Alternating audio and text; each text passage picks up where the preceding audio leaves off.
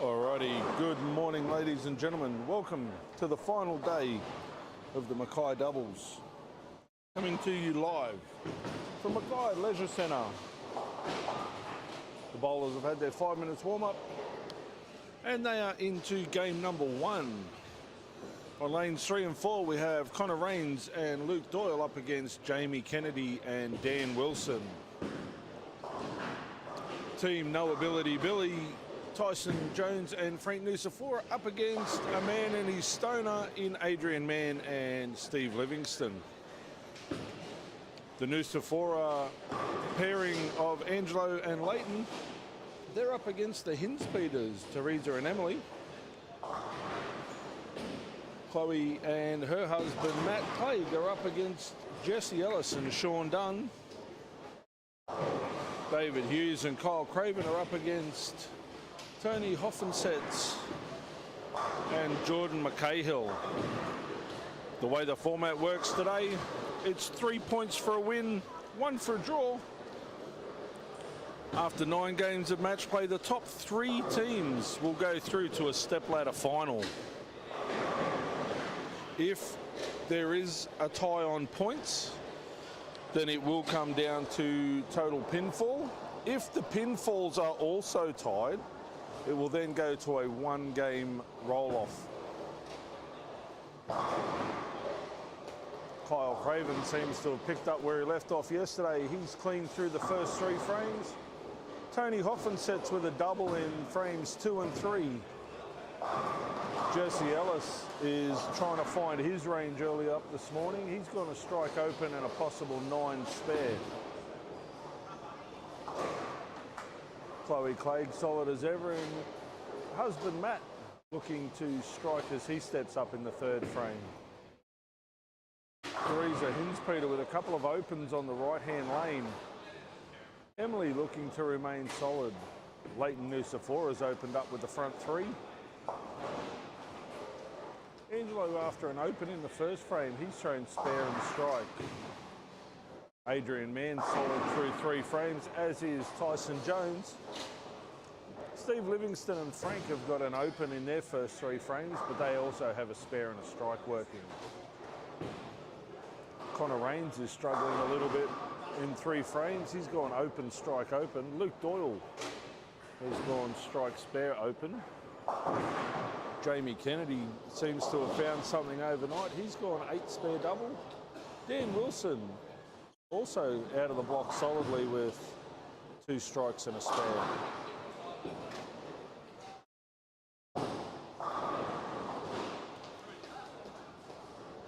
This condition is a 3-to-1 pattern.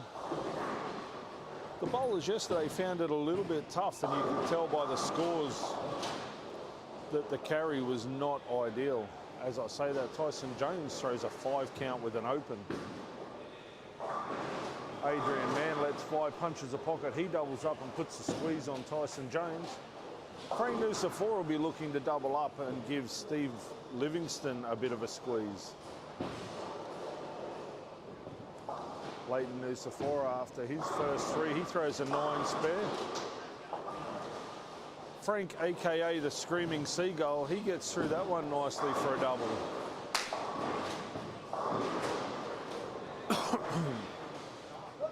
We'll get down and try and have a chat to a few of the bowlers, see how it's playing compared to yesterday's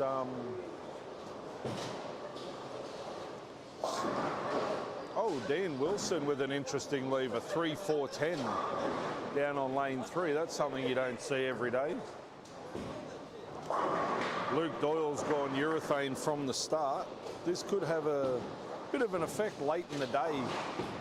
A few of the bowlers yesterday that followed Luke said that they found there was a fair bit of carry down from the urethane, which is quite characteristic of the urethane bowling balls. Dan Wilson spares that 3-4-10. Adrian Mann's got it on a string at the moment. He's got 3 in a row and looking super comfortable.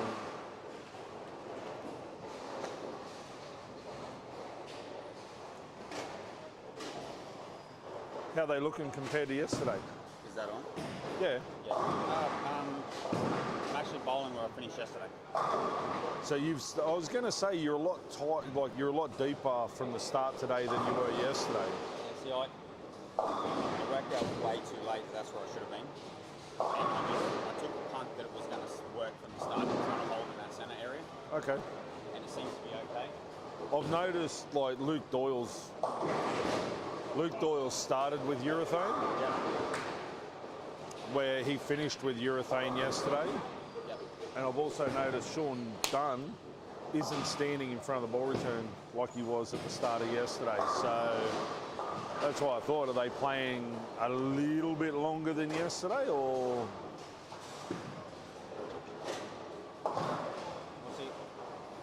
In all the errors we made yesterday, I don't think they transition much at all. They seem to hold up fairly well. That's why I took the punt bit of the start. It's just whoever chased Luke was chasing urethane. said that there was a lot of carry down late in the day.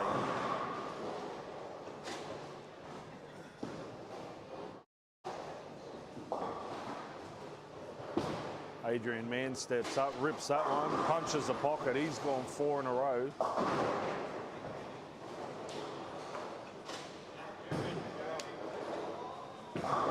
I got it on a string. Oh.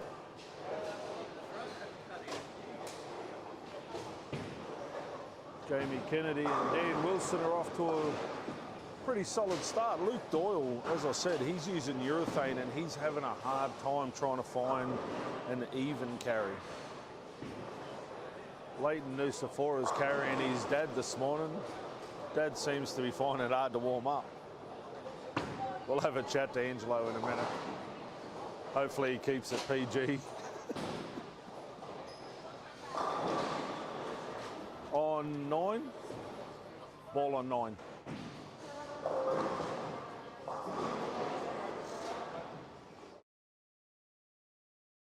Kyle Craven's off to a solid start. Jordan McCahill and Tony Hoffenset's also off to a fairly decent start. What's going on, Mr. Angelo? Can't get out of the ball. Hey? Are they playing different to yesterday? Tyson reckons he's starting where he finished yesterday. So.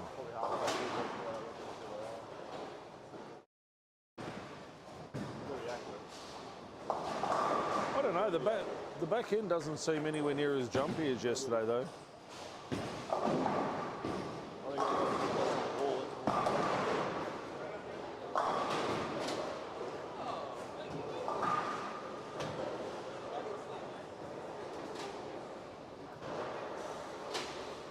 Matty Clegg lining up on 9 and 10 for a double.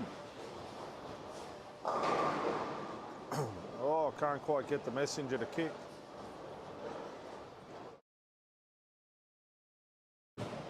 Jesse Ellis looking for an 8 spare. He left the 2-8 on lane 9.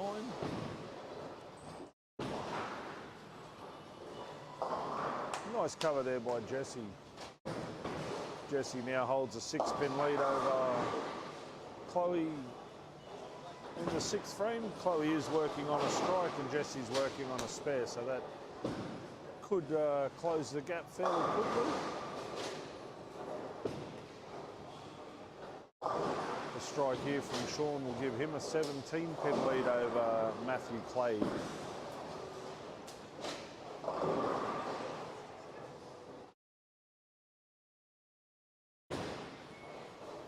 Fairly tight contest down here on 11 and 12 between Tony Hoffenset and Jordan McCahill. Husey and Kyle Craven, also known as the Beard Bros. There's only 17 pins between the two teams in this game. Husey lets rip, jams a 4-9 out of the pocket. That's the unfortunate byproduct of the two-handed release. The ball does come in a little bit harder behind the head pin. Doesn't quite kick out the 9, especially with the crisp back ends. Does make life a little bit more difficult for the two-handers. They have to be pretty spot on with where and how they throw the ball. We will see as the oil does carry down a little bit, that carry will actually step up. Adrian Mann, after his 4 in a row down on 5 and 6, throws a very uncharacteristic 8 miss. Steve Livingston's gone through the nose, tried to peel him open. Frank Nucifora is solid through 7 frames. Connor Rains uncharacteristically struggling early in this final day. Can't quite seem to carry, and it's rather strange because Connor's probably one of the most consistent young bowlers on our Q2 North at the moment. He's very, very solid under pressure. I've had the pleasure of taking him away in a state team last year, and he was under the gun, probably one of the most solid bowlers that I've seen in a long time in a young man. For him not to be able to line up, I think is rather strange for Connor. I'm sure he'll come good later in the day, but yeah, early on he just seems to be having a hard time of it. Jamie Kennedy goes wide, leaves a 1-2-4. Connor just can't seem to get the ball to read off the back end, which is rather interesting. As I said, Connor's consistency and his knowledge of his own game is very, very good. And for him not to be able to get the ball to read consistently is rather strange. Maybe he is feeling a bit of a squeeze early on day 2. Tyson Jones has got his spare game going because his strike game's left him altogether at the moment. Adrian Mann's opened the door again with a quite easy open in frame 8. Frank Nucifora can strike here. That'll capitalise on that and really, really put the squeeze on Steve to get something happening in frames 9 and 10. Luke Doyle's back in the pocket. Frank with a strike. Frank's partner, Tyson Jones, cheers him on after that great strike.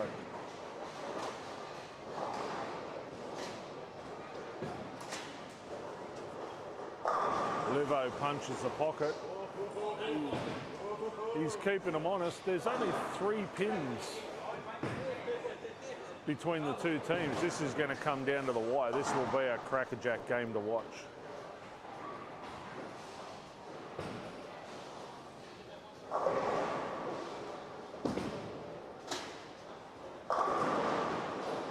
Angelo goes a fraction light, can't quite kick out the 10, almost left the 7-10, which would have been absolutely disastrous. There's only 3 pins between the two teams in that game as well. So we are seeing a few fairly tight matches in the opening game here of the 2023 Mackay Doubles Leg 2 of the Mike Carney Memorial. Just as we are coming to the conclusion of game number 1, I would like to give a massive shout out to our fantastic sponsors once again. Of course, without the support of our sponsors and a few local businesses, tournaments like this wouldn't be possible. So massive shout out has to go to Billy's Pro Shop and 10-Pin Bowling Supplies, PBSA in Townsville, of course Anna and the fantastic staff here at Mackay Leisure Centre, and our naming sponsor, the Mike Carney Group. If you are after the ultimate in driving experience, sales and service, please go and see Chris and the crew at the Mike Carney Group. They will cater everything from new and used, 4x4 and off-road, camping, luxury and all your driving requirements. So please go and chat to Chris and the crew at the Mike Carney Group.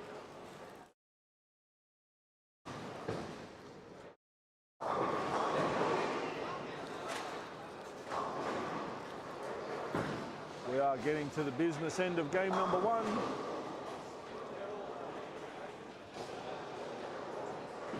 Connor Rains and Luke Doyle trail Jamie Kennedy and Daniel Wilson by 70 sticks.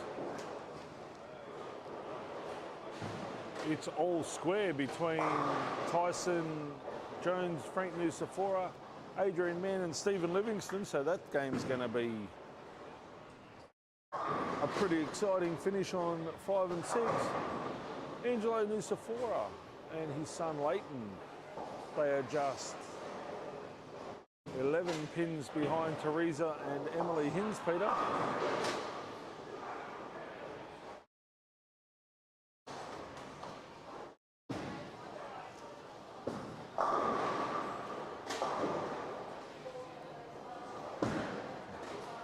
Jesse Ellis and Sean Dunn. They're 25 sticks in front of Chloe and Matthew Clay. Sean Dunn with a solid spare.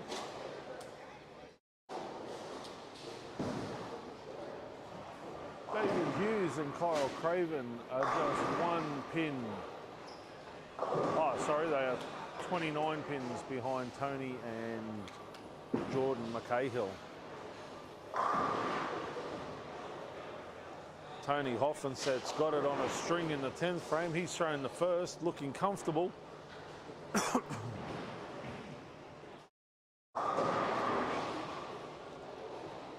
bowlers are now starting to find their range and their carry, so we should start to see some pretty tight and hard-fought matches as the day progresses.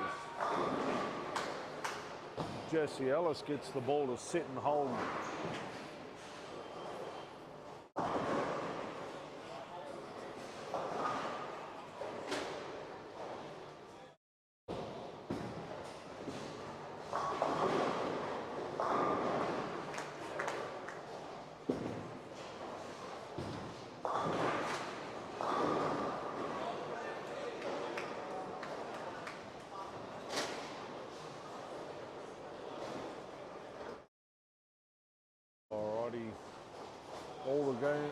All the teams are into their 10th frame.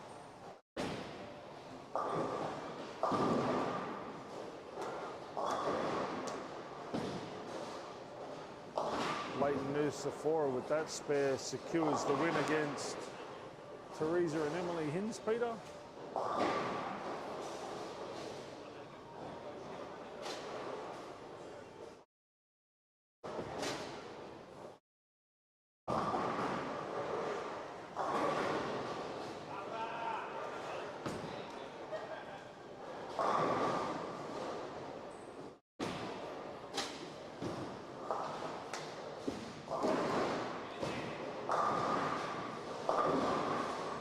Leighton Nusafora finishes with a strike at a 203. That gives them 369 with the win over Teresa and Emily Hinspeter with 362.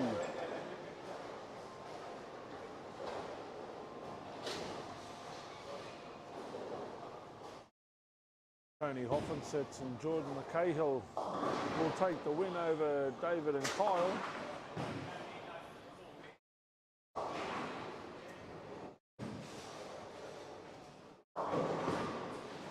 Connor Rains and Luke Doyle with 310. They'll go down to Jamie Kennedy and Dan Wilson.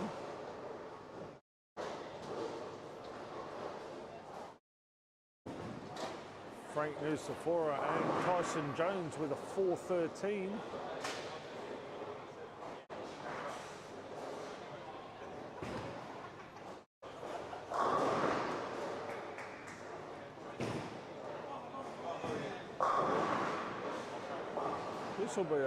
This will be a pretty tight match. Adrian Mann drains a double in the 10th. This will all boil down to what Steve Livingston can do in the 10th, whether they can win or not.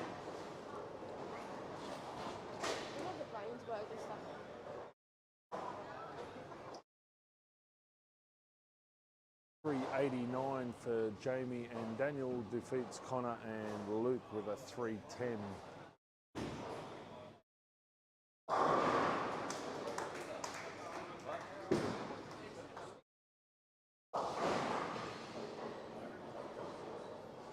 Adrian Mann finishes finishes with a 2:19.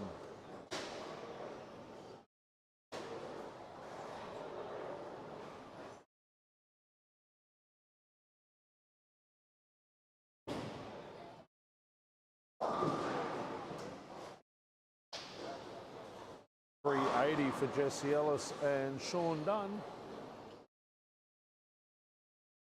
388. That 8 pins of Chloe Clay came in handy that time.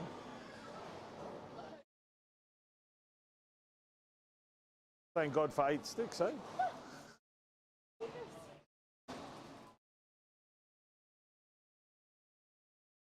Wow. The 8-pin handicap that the girls get saved the Chloe and Matt Clegg that time.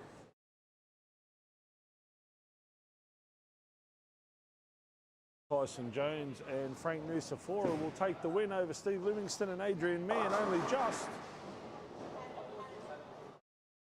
4:13 to 3:97.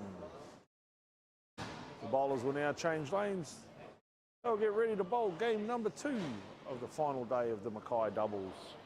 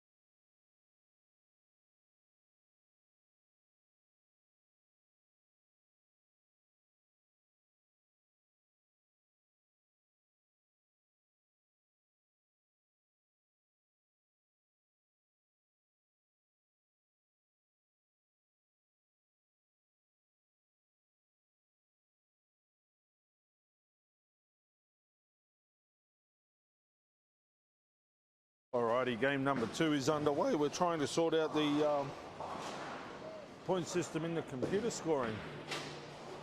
I can tell you that we have 5 teams on 3 points, 5 teams on 0 points. We had no draws in the first game today. We will make our way down and see. Ooh, on 3 and 4. We have Team Clegg opened up with a double against Tyson Jones and Frank Nusafora with a 9 spare strike and a strike 9 spare. Chloe Clegg drills the pocket for a solid 10. Connor Rains and Luke Doyle up against Hins Peter squared. Emily is of course celebrating a birthday today, so a massive shout out to Emily. How old are you today, Em? How old today?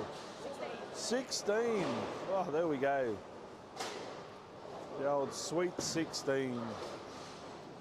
That feels like about 3 lifetimes ago for me. So Connor Rains is in the pocket with a strike.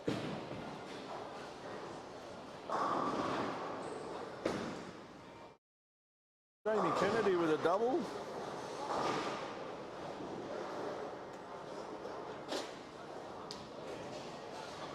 Dan Wilson with a strike. David Hughes with an open and Kyle Craven punches the pocket, leaves a 7-pin cold. Angelo and Leighton Nusafora, they're solid through the first 2 frames. Tony Hoffensets with an open in the first and a spare. Jordan McCahill with a strike and an open. Jesse Ellis with a 7-10. Sean Dunn solid with a strike 9 spare. Adrian Manns opened the 3rd frame. Steve Livingston will look to alleviate a bit of the pressure with a strike. That game is fairly even after 3 frames. Livo goes way wide. How you find them today, Jess? Well, yeah. Are the back ends as jumpy as yesterday? I noticed there's a few people finishing where they, or starting where they finished yesterday. I haven't seen Sean stand in front of the ball return yet. No. I think he's close, but... Give him one more game. Yeah. Excuse me. He's throwing the ball sweet though. Probably, I don't know, he just seems really relaxed with how he's executing the shot, so maybe a bit comfortable coming home, I don't know.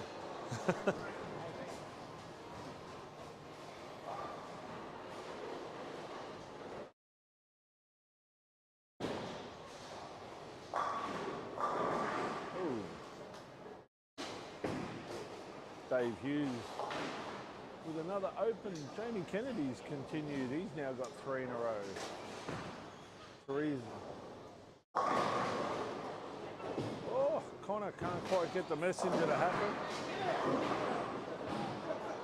Tyson Jones misses the Tyson Jones carry. Can't get the 10 to fall that time.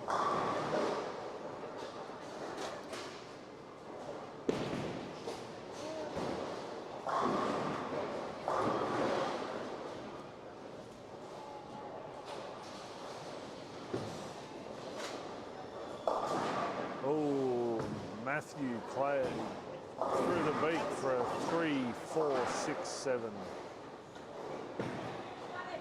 Just because you're a coach doesn't make you an exam day. Frank Nusafora will be looking for a double against Matt Clegg. Tyson's 2 pins in front of his daughter. Emily gets a good break, tripping the 5. Oh, Huey can't quite kick out the 4-7. Dan Wilson's following his partner. He's got 2 in a row. Jamie Kennedy's got 3 in a row. Frank Nusafora goes through the nose and carries. You have got to be cracking jokes. I'm not going to change that score.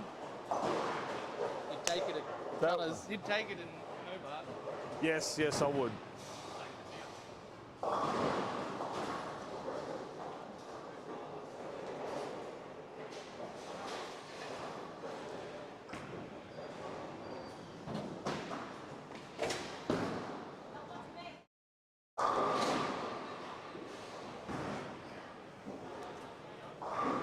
Alrighty, that gives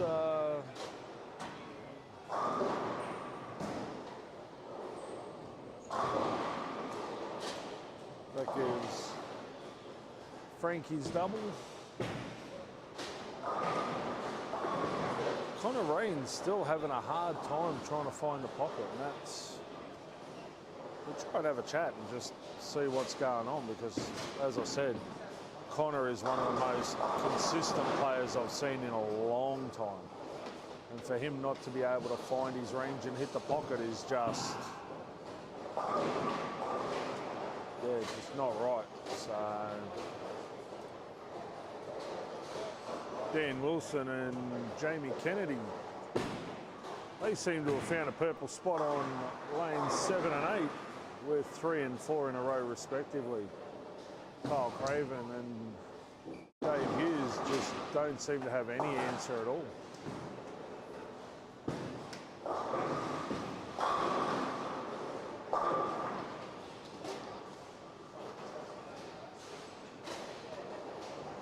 Oh, Tyson Jones has opened the door a fraction with an open.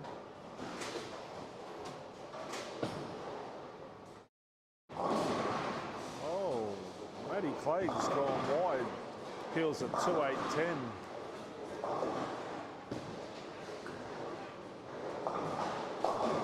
Luke Doyle goes through the nose for a 4.6. Frank Nusafora got through that nicely, rings a 7. Still a makeable spare.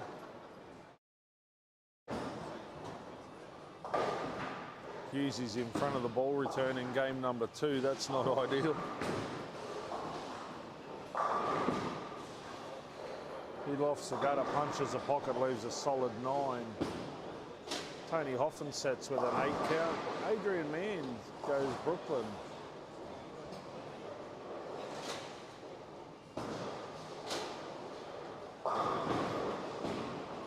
Five in a row for Jamie Kennedy. Angelo Nusafora with a strike. Jesse Ellis can't quite kick the 10 out, so he's left the open there.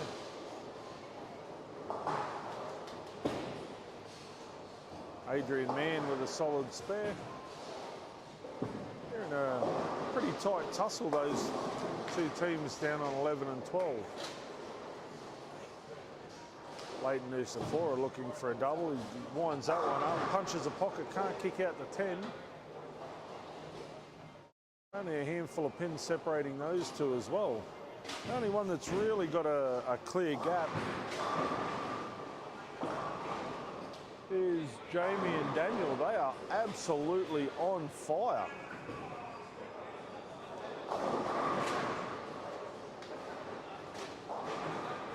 Oh, Chloe Clay can't quite kick out the spare. She's left the 3, 4, 6, 7, 10.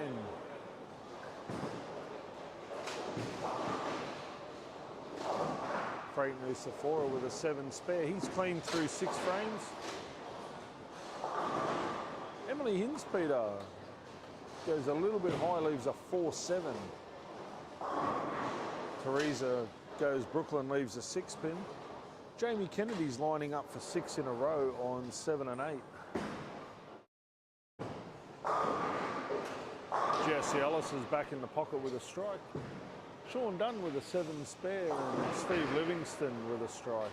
As I said, that is a fairly tight tussle down there on 11 and 12 with only a handful of pins separating both teams. The Nusaforas hold a slight lead over Hoffensets and Mackay Hill. Jamie Kennedy's run of strikes comes to an end with an 8 count. Angelo goes through the nose on lane number 9, leaves a 3, 6, 9, 10. Sean Dunn winds the cover off that one. Goes Brooklyn, can't quite kick out the 6. Strike here would give Team Livingston a bit of a buffer, which he does. Absolutely drains the pocket. Great shot under the pump there from Steve Livingston. Tyson Jones is back in the pocket with a double of his own. Frank Nucifora should be able to fire up and follow that. Dan Wilson's lining up for 6 in a row after his 9 spare. 5 in a row after his 9 spare.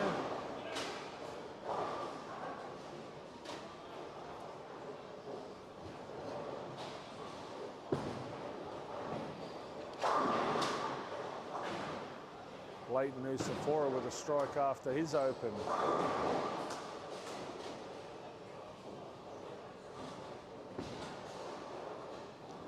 Dan Wilson gives it room, drains the pocket. Nice shot there from Dan, that gives him 5 in a row.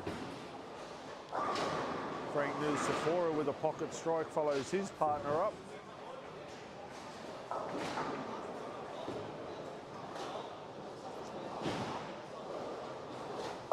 Matty Clegg's made a ball change, leaves a 3-4-6-7.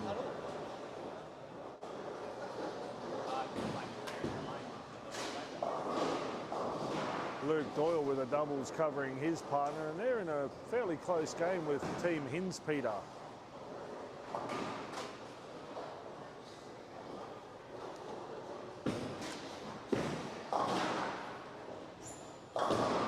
Teresa Hinspeter can't kick the 9 out of a Brooklyn shot. She'll go back and hopefully make that spare and keep the pressure on young Connor Rains. The team of Kennedy and Wilson are absolutely on fire. Not even a bucket of water could put those two out at the moment. Jamie Kennedy's gone for the Frank Nucifora pocket on the left. Can't quite kick out the 5 as Tyson Jones punches 3 in a row. Maybe that open frame by Tyson was enough to spark a little bit of fury, and he's absolutely drilling it at the moment. Chloe Clegg, solid as ever, punches a pocket, leaves a solid 10. A little bit of frustration starting to show on Chloe.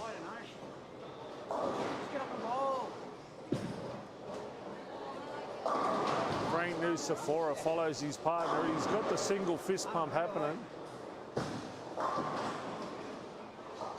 Jamie Kennedy remains solid through 7 frames. Frank Nucifora also solid through 8 frames. Tyson Jones, as I mentioned, had that very uncharacteristic 6-3, but he's fired back with 3 of his own. Chloe is super frustrated with her inability to carry the pocket, and Matt Clegg just seems to be all over the shop at the moment. Might have something to do with his M&M socks and 3/4 pants, but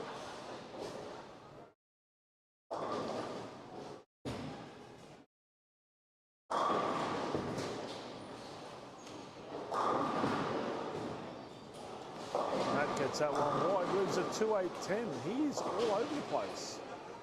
I'm sure Matty will bounce back though, bowler of his calibre normally does.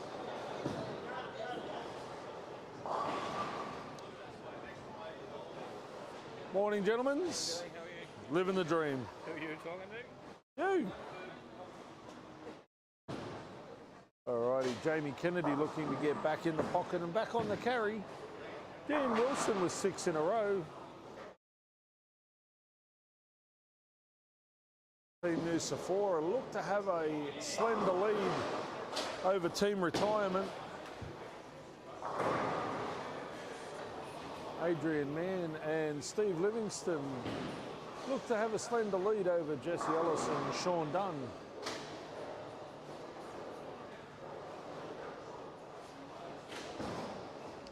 Rocking up half sober on a Sunday. I'm not sure if I like that. What's that? Rocking up half sober on a Sunday. Well, yeah. Not blame Kirsten because she's not here. Yeah. She's a bad influence. I was going to say, this is what happens when you leave the boss at home.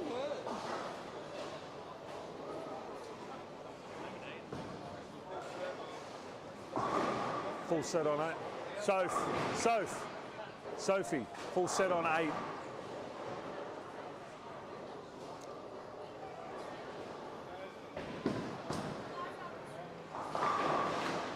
Sean Dunn with a nice 8 spare. Adrian Mann can step up in the 10th frame and put this game to bed. A double here will most certainly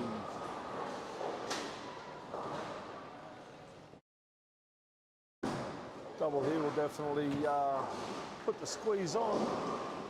Steve Livingston solid through 9 frames. Leighton Nusafora with an open. That may have opened the door just a little bit.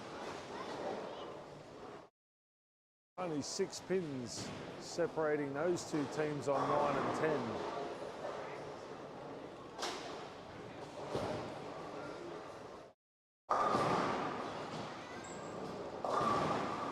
Jesse Ellis finishes up with a 175.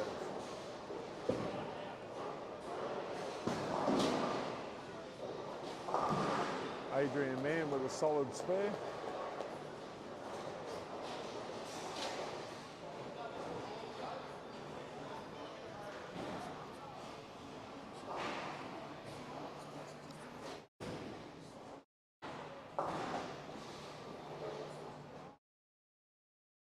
Angelo Nusafora with a 9 spare.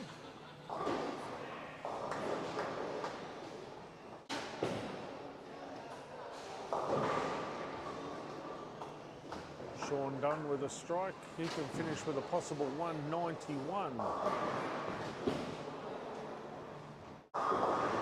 Adrian Mann finishes up with 171. Going to be less than a handful of pins in this game.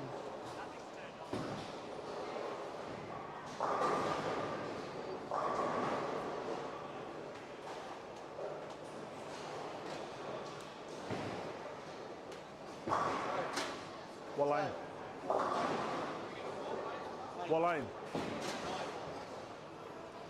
Ball on. Yeah, ball on 9.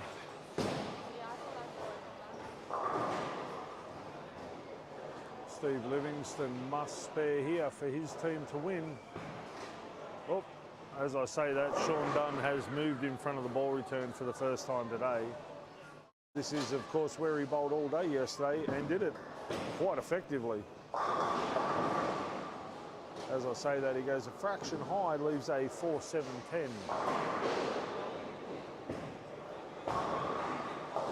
That spare there consolidates a win for Steve Livingston and Adrian Mann. Leighton Nusafora goes through the nose for a strike.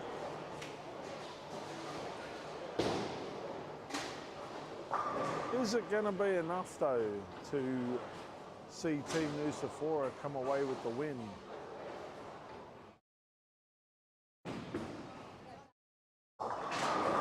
Jamie Kennedy's working at a possible 267 pace, possible 256 for Dan Wilson. Those two are bowling absolutely brilliant. Tyson Jones comes away with a 200 meet. Frank Nusafora, he continues his great run as we see Team Connor Raines, Luke Doyle defeat Team Hinspeter squared. Frank can finish with a possible 214.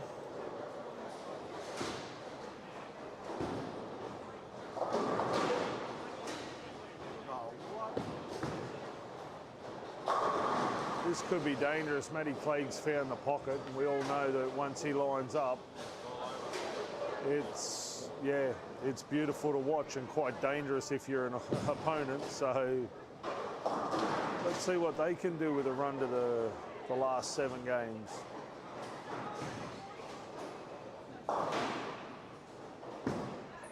The No Ability Billies finished with 411. They've defeated Team Glue with 364.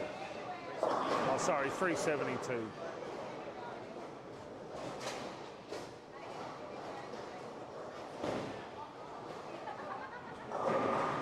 The bowlers will make another lane change. They will commence game 3 of the final day here of the Mackay doubles. As they change their lanes, I will take this opportunity to thank our fantastic sponsors, Graham Clark and the crew at PBSA in Townsville. They sponsor a 300 game award. If it does not go off today, it will jackpot to our 3rd stop in the fabulous Mount Isa. Billy's Pro Shop and 10-pin bowling supplies for the $150 mystery award. This stop, it will go to a mystery team, not a bowler. So they will share in that $150 cash prize. Of course, Anna and the amazing staff here at Mackay Leisure Centre, once again making the bowlers feel welcome. The staff down the back have done an outstanding job keeping the machinery running extremely efficiently. We've had very few trouble calls, if any actually. And of course, not enough can be said about our major sponsor, the Mackay Group. If you are after any sort of driving experience, from new and used cars, luxury, 4x4 and off-road, as well as all your camping supplies, please go and see Chris and the crew at the Mackay Group. They will be more than happy to service all your driving requirements.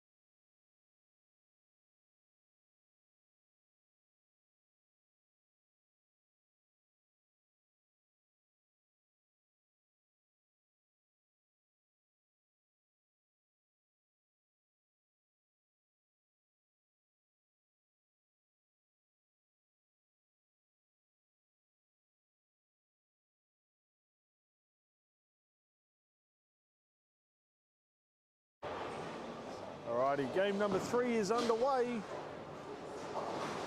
Teresa Hinspeter up against Chloe Clegg.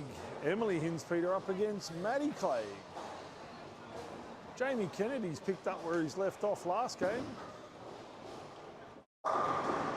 Dan Wilson drops an absolute hand grenade, can't kick the 9. Maddie Clegg showing us how it's done, through the beak. Peel them open like a banana. Great shot, Matt. Maddie, super carry. Emily Hinspeter also with a strike. Frank Nucifora stepping up. This should be the match of this round right here on lanes 9 and 10. Both teams are in great form. We just saw Jamie Kennedy and Dan Wilson throw 5.15. You did hear that correct, 5.15. Absolutely amazing block. Frank got that one a little left, trips the 6. Anybody tells me there's no shot on the left, you're dreaming.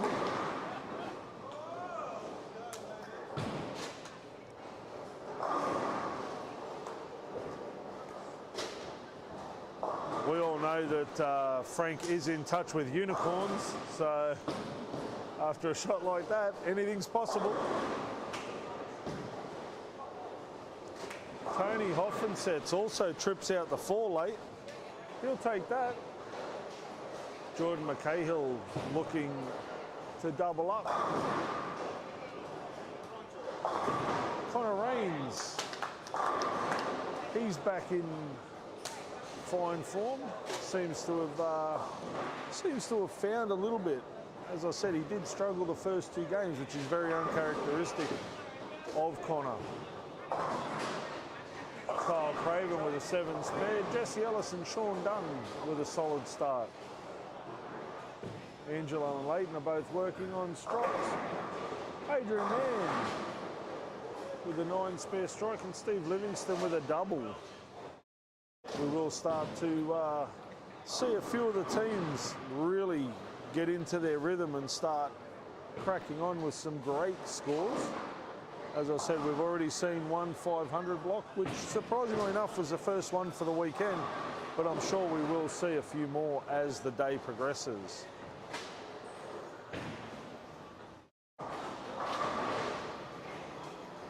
Matthew Clegg has opened up with a double. Emily Hinspeter with a strike 8 spare. Dan Wilson has left the door slightly open for Frank Nucifora if he's good enough to hit the pocket and carry.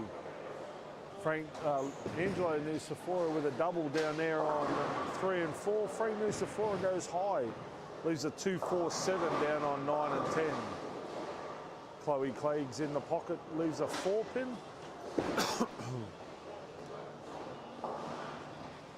Teresa Hinspeter solid through 3 frames.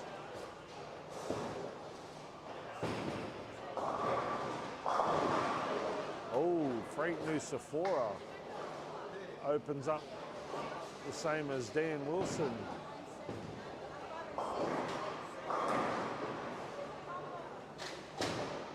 Tony Hoffensets takes 2 out of his 7 split. Emily Hinspeter with a strike. Tyson Jones, he's clean through the front 3. Chloe Clegg with her 9 spare. Jamie Kennedy looking for the front 3 again. Connor Rains slides past a 3-pin for an open.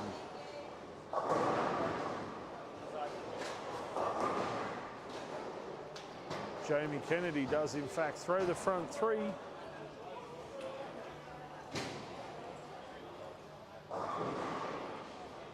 Sean Dunn's working on a double. Jesse Ellis is looking for a double. Jordan McCahill has left a 3-6-7-10 through the nose. Luke Doyle's gone back to reactive. Ball seems to be overreacting. He's gone high, leaves a 3-6. Jesse Ellis does in fact throw his double, so Sean Dunn will be stepping up on 5 and 6 for 3 in a row. Angelo Nucifora with a washout down on 3 and 4. Adrian Mann has also left a 2-8-10. Angelo covers his washout. He's solid through 4 frames. Adrian Mann misses all 3 pins. Steve Livingston's running on 3 in a row. As I said, Sean Dunn stepping up for 3 in a row.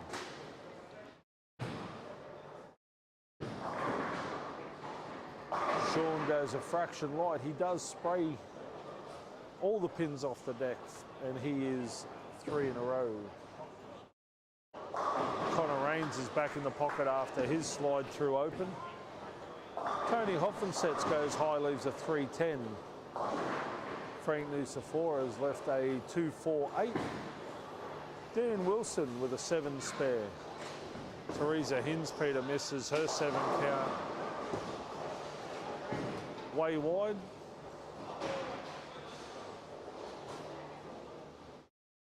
Chloe Clegg looking to make her 7 split. She gives it a red-hot crack. Great spare there by Chloe. Spares a 3-6-7. Emily Hinspeter stepping up looking for a double. Jamie Kennedy looking for 4 in a row. As is Sean Dunn when he steps up. Tyson Jones goes a little bit high, leaves a 4-7.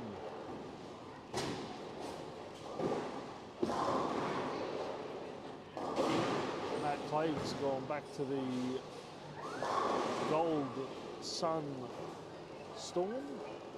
He's left a 6-7-10. Jamie Kennedy can't kick out the 4 as he goes a fraction high. Tyson Jones with a very solid make of his 4-7.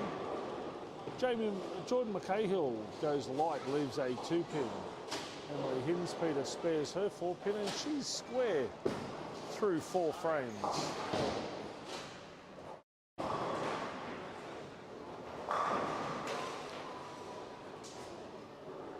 Frank Nucifora will be looking to get something going as he steps up in the 4th frame. He has made a couple of uncharacteristic misses.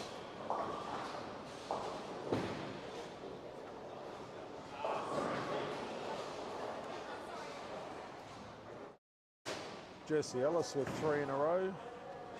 Sean Dunn stepping up for a possible 4 in a row.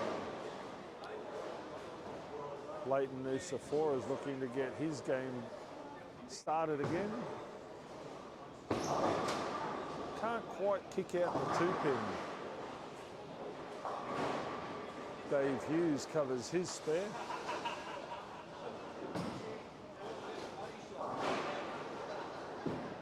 Frank Nucifora spares his 8 count.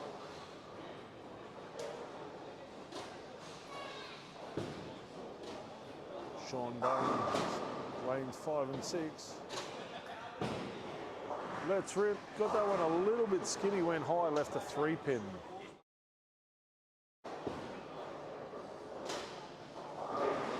Connor Raines with a 7 spare. Leighton Nucifora with his 9 spare. Kyle Craven winds one up. He makes his strike. He's solid through 4 frames as well.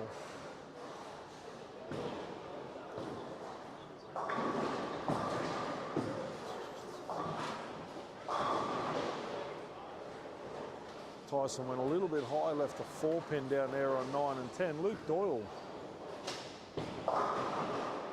He's gone high, leaves a 3-pin.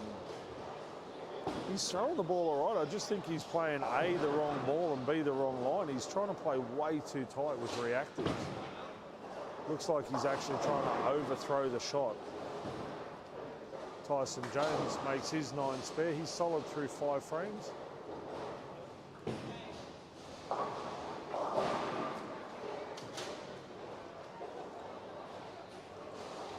Tony Hoffenset's looking for a double, as is Jordan McCahill. Connor Raines looking to get back in the pocket and carry. He's up on the lane that he has not missed on yet, so he'd be fairly confident stepping up on lane 7. Teresa Hinspeter with a strike. Chloe Clegg goes light, leaves a 2-4-8. Frank Nucifora is in the pocket for a strike. Steve Livingston with a 4.10 down there on 3 and 4. Leighton Nusafora slides one through for an open.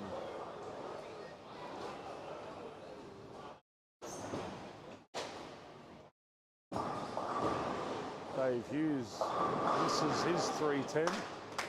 Connor Rains trips the 4 and Dan Wilson in the pocket for a double.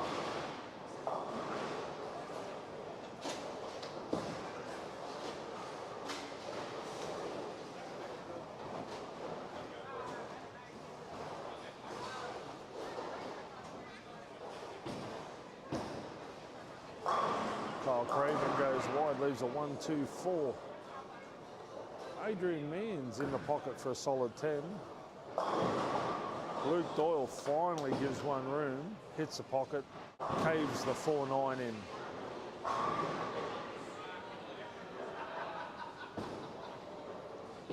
Jamie Kennedy leaves a 4-pin. Jordan McCahill goes high, leaves a 4-7. Adrian Mann makes his spare as Angelo Nusafora steps up to spare his 10-pin.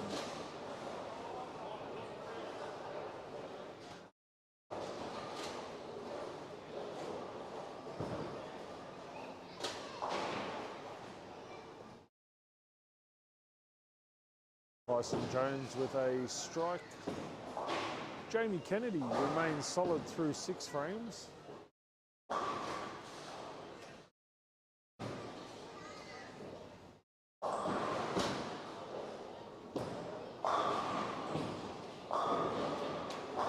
Frank Nusafora punches a pocket, leaves a 7-pin. Leighton Nusafora is in the pocket for a strike. Teresa Hinspeter goes wide, leaves a 1-2-4-7. Dave Hughes can't quite kick out the 4. Chloe Clegg, she hits the pocket for a strike.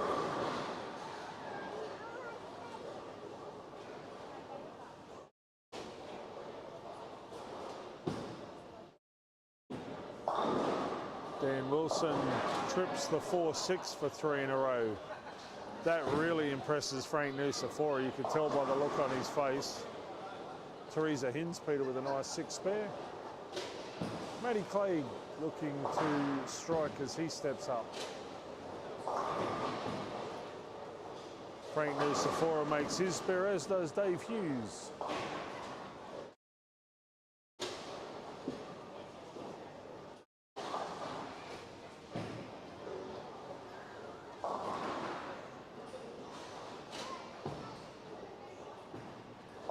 Bryson Jones drains the pocket for a double. That puts a little bit of squeeze back on Jamie Kennedy. Frank Nusafora just needs to try and stay clear and hope that Dan Wilson somewhere along the line doesn't carry. Jamie Kennedy goes a little bit high, leaves a 3-pin. Angelo Nusafora with a 5 count takes the front 3.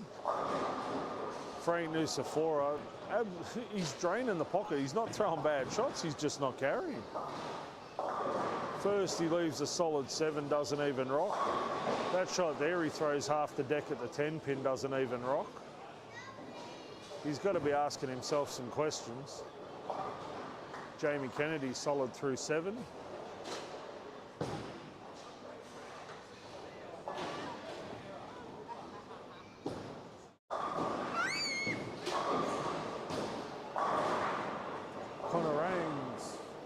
With a nice strike down there.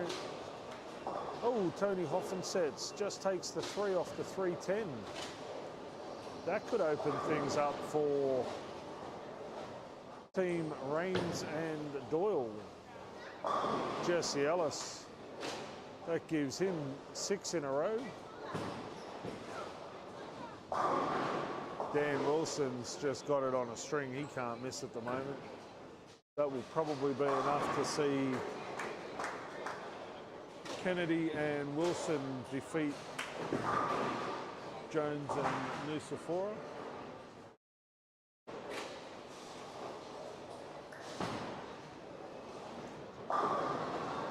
Team Livingston and Mann look like getting their 2nd win in a row.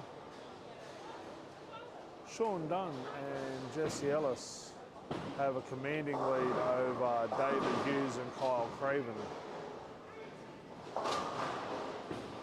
Jamie Kennedy with a split in the 8th frame, as does Tyson Jones. So that pretty much confirms their victory. Tyson needed to keep striking to cover Dan Wilson.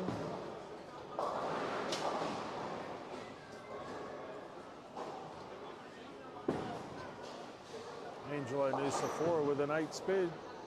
Jamie Kennedy takes 2. Tyson Jones went the power approach for his 7 split, couldn't quite kick it out.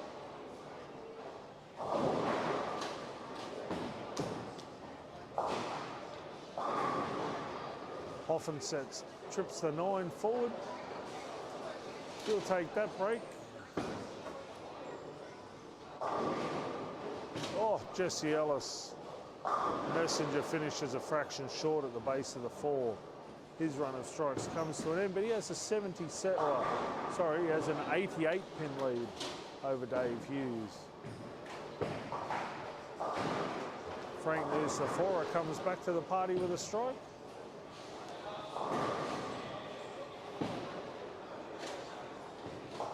Jesse Ellis covers his spare. Leighton Nusafora with a 9 count.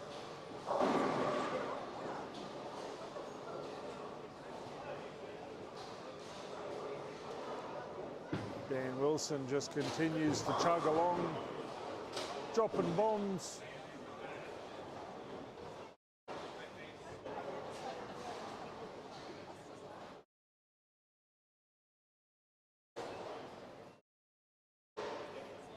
Oh, Team Hinspeter has a slight lead over Team Clegg.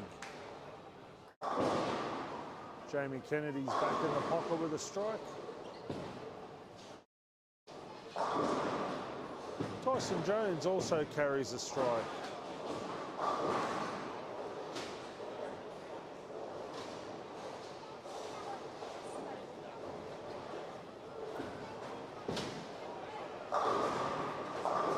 Luke Doyle with 4 in a row. He seems to have found the pocket. Morning, Miss Kim.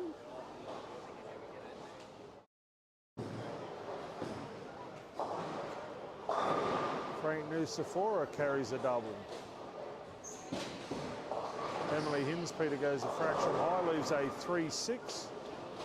Tony Hoffensets with a double. Teresa Hinspeter with a strike in the first of the 10th.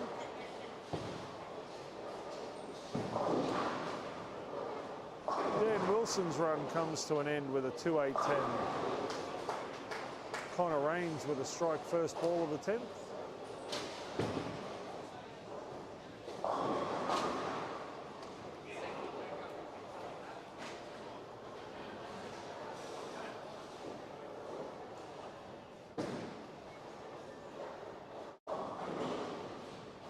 Teresa Hinspeter with a 4-6-7 split. Chloe Clay with a strike here can make things interesting. She does in fact throw a strike. That is why she is one of, if not the best females in the country. Under the pump, she can deliver.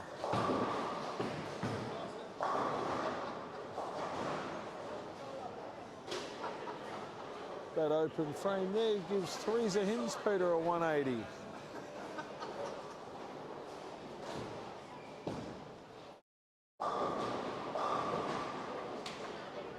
Connor Raines with a double in the 10th. Chloe Clay can't quite kick out the 7.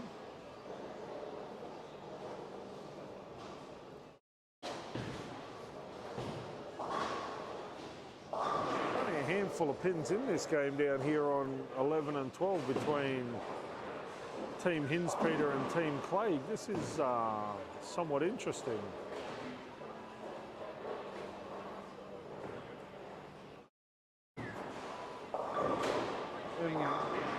Hey, what's going on?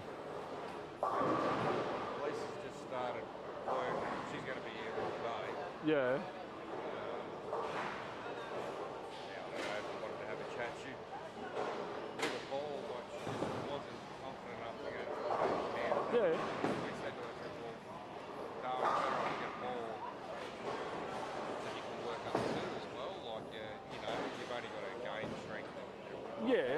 I mean, that 14-pound ball, that'll probably drill out to it'll probably drill out to about 13 and a half, maybe 13 and 3/4. So, but again, it's up to her. I mean, if she doesn't feel confident going to a 14, but yeah, it's entirely up to her what she wants to do. Yeah. Well, I think her one was 12 pounds To about 11 and a half, yeah. that's where she's used to it. The spare's way too light and it's still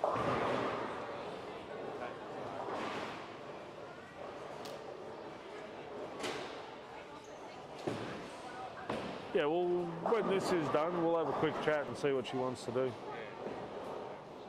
Yeah, that's easy done. She'll be around here. You just said? I'm going to duck off. All right, I'll have a chat to her and we'll go from there.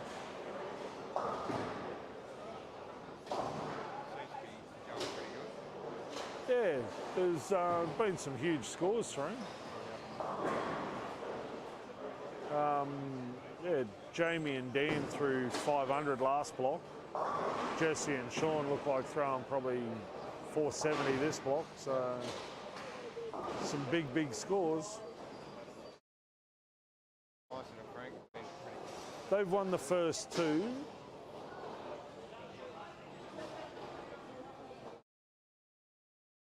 So this is the first game they've dropped. Matt and Chloe just pulled one out against Teresa and Emily. Won by 9 sticks or something. Luke, they seem to be No? Luke and Connor. I don't know, like Connor just doesn't seem to be throwing the ball real well. But they seem to be doing enough just to chug along. They come in it pretty hard yesterday, like I said. Yeah, I don't know. Connor's just not throwing the ball like Connor throws the ball. He's just... Like Connor's normally pretty solid, but I watched him yesterday and he was just all over the place. And today he's not much different. Like he's either really good or really bad. There's not a lot of there's not a lot of mid room. Where Connor, when we took him away last year, he seemed to be able to grind out a good game. Where the last couple of days he just hasn't been able to do it. Like he threw 199 then, but that was not a good 199. Like a few of the strikes he had were either through the nose or Brooklyn. He's just not throwing them like him. Get to work. So got a few good breaks.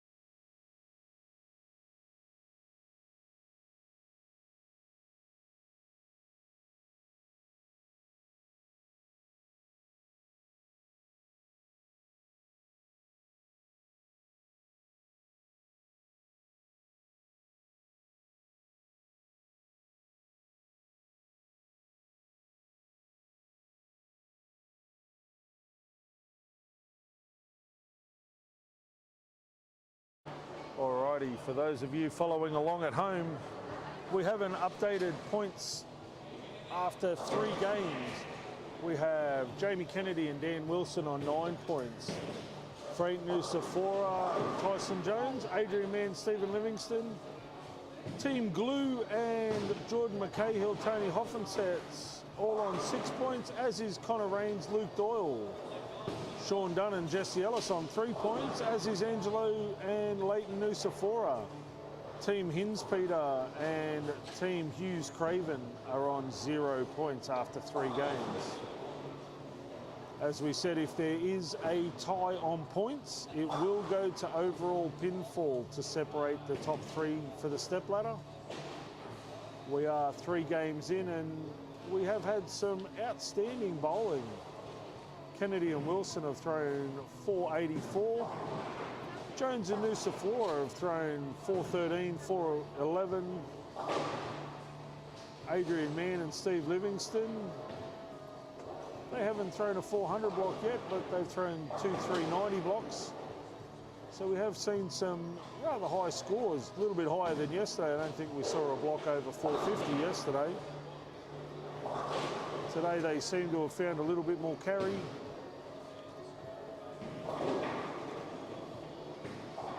We have seen a couple of fairly lucky carries. Dan Wilson's probably had the carry of the day so far, gone through the nose and peeled the big 4 forward.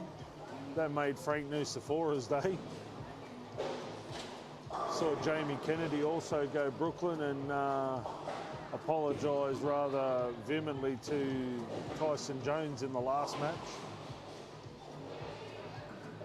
So there have been some rather iffy carries, but that's the luck of bowling, I guess.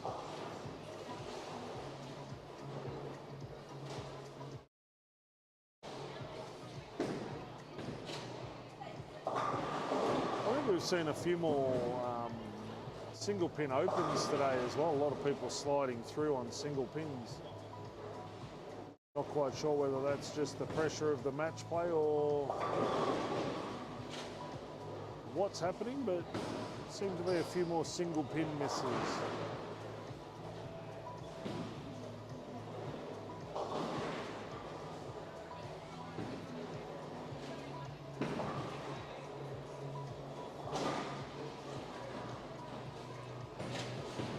Jamie Kennedy spares the 310 down there on 11 and 12. Tony Hoffensets is clean through the first 3 with a double and an 8 spare.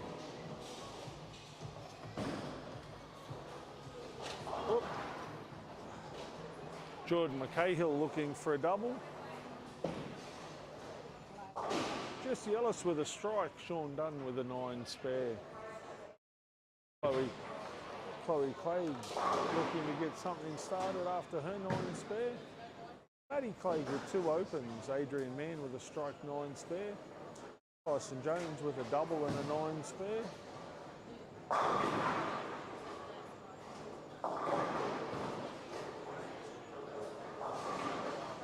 Connor Rains and Luke Doyle are up against David Hughes and Kyle Craven. Down on 5 and 6, we have 3 members of the Townsville Cutters Rockway team that will be going to Hobart in July.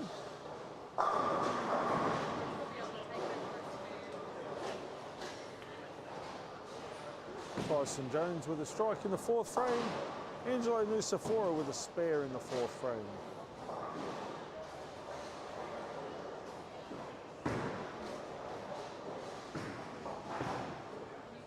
Frank Nusafora got that one out nicely. He also strikes in the 4th.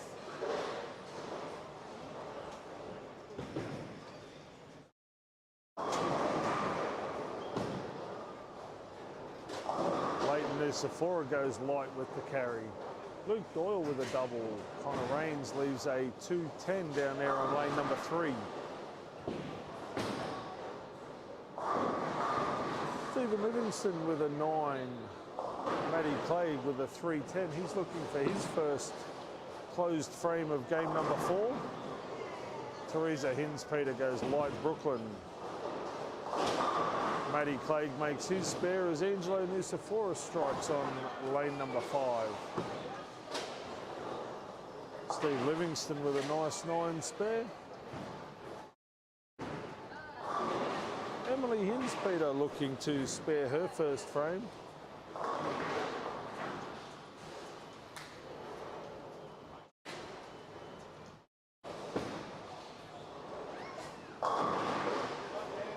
Dan Wilson drains the pocket for a strike. Jamie Kennedy's also struck. Tony Hoffman sets his solid through 4. Jordan McCahill, that's the second time he's missed the head pin left.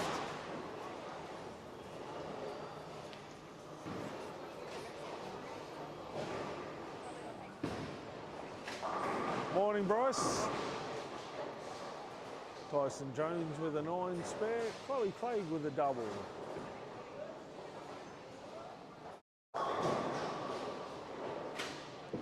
Emily Hinspeter goes Brooklyn for a strike. Frank Nucifora buries a double.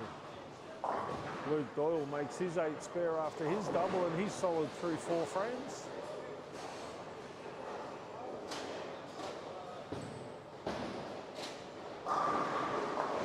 Nice strike there by Matty Clegg.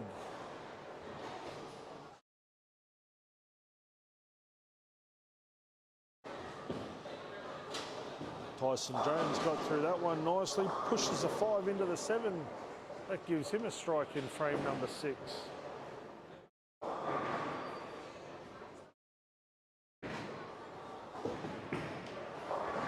Connor Rains with a 2-8-10. Angelo Nucifora with a double. Leighton Nucifora is working on a double, looking for 3 in a row, as is his uncle Frank.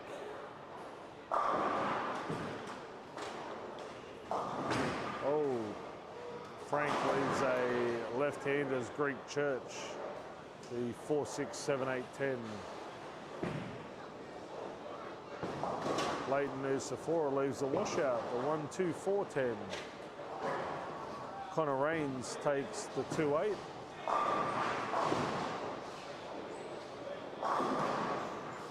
Jesse Ellis with a double.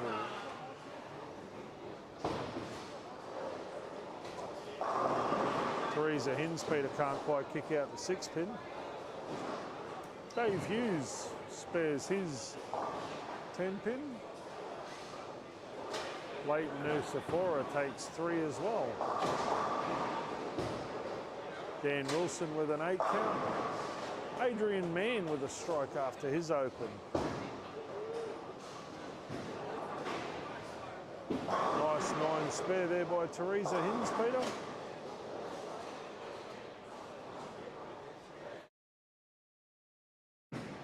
Angelo Nucifora with an 8 count. Tyson Jones kicks it for a double. Things are all square between Leighton and Frank with 97 apiece in the 6th frame. Luke Doyle solid through 5 frames. As I said, he's gone back to the reactive ball. I'm not quite sure why. The urethane seemed to roll up quite nicely. Maybe it's a bit of a carry situation for Luke.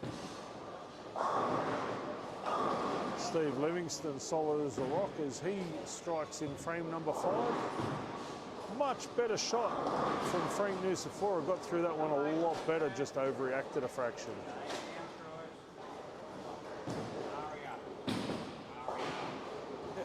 Sean Dunn with an open. Leighton Nucifora punches a hole, leaves a 4-9. That's a bad break for Leighton. Frank Nucifora with a spare. That puts a little bit of pressure back on Leighton to spare his 4-9.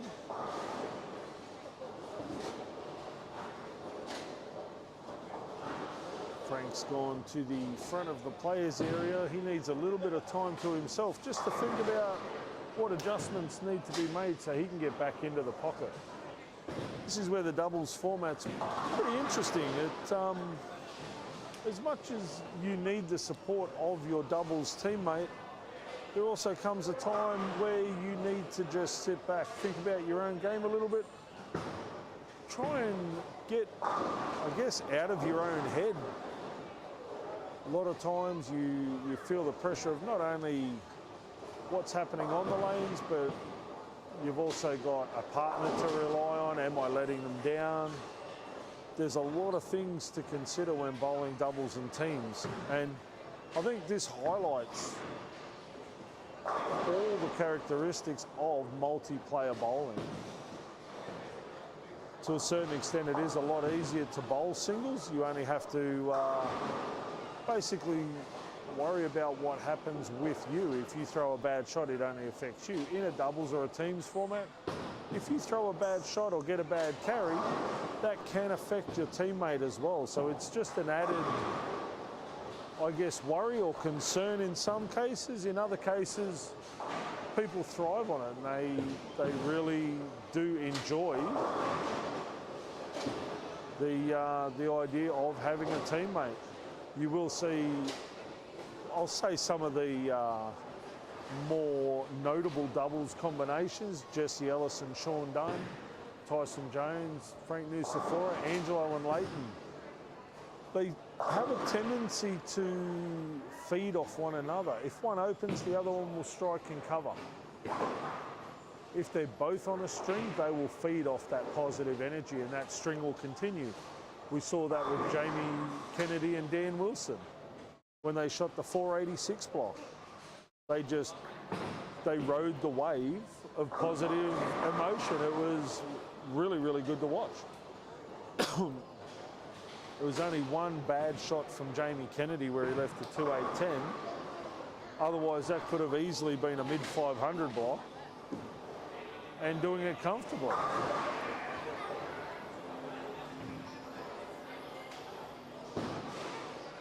So, talking to the bowlers over the course of the weekend and at dinner last night, a lot of the bowlers are very, very keen for the doubles style format.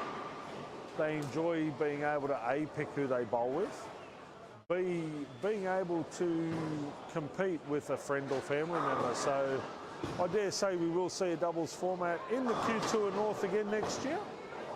Whether it's here in Mackay or at one of the other fantastic tour stops is yet to be determined, but I definitely think we will see another doubles format.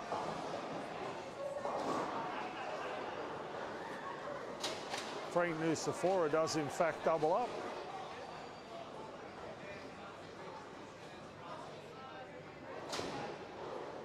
Leighton Nucifora with 2 spares. Angelo working on a strike in the 9th frame.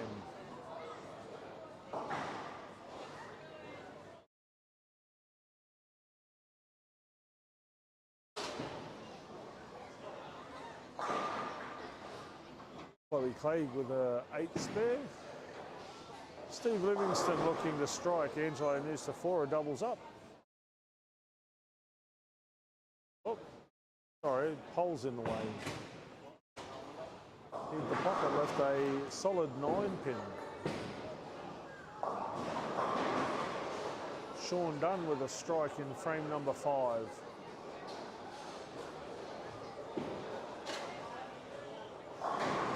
Tyson Jones manages to cave the 7 in with half a deck of pins. Matt Clay can't quite kick the 10 out. Threw a beautiful shot, just no carry. That was rather unfortunate for Matty.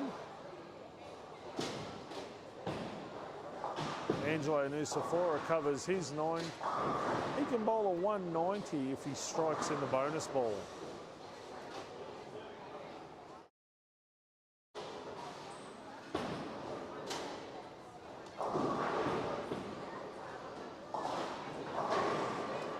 Solid spare there by Matt. Tyson Jones trips out the 5-7-10 for his double in the 10. He can bowl 237.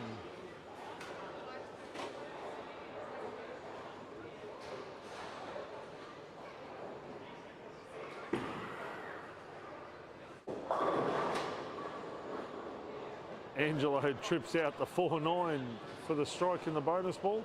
He finishes with 190. Oh, Chloe Clegg with a split in frame number 8.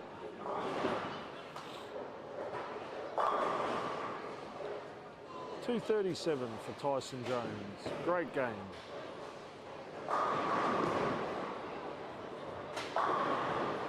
Leighton Nusafora strikes first ball of the 10th. He can finish with a possible 174.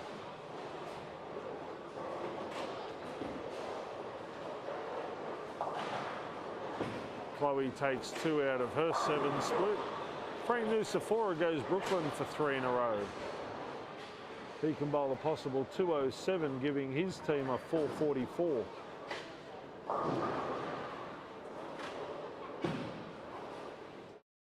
Sean Dunn goes light, leaves a 2-pin. Steve Livingston goes Brooklyn for the double. Adrian Mann also with a double.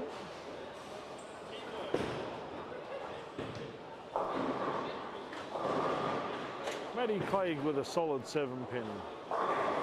Frank Nusafora makes it 4 in a row.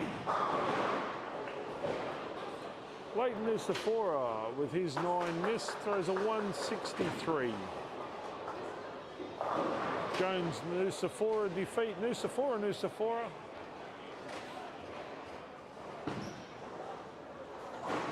Solid spare there by Matty Clegg.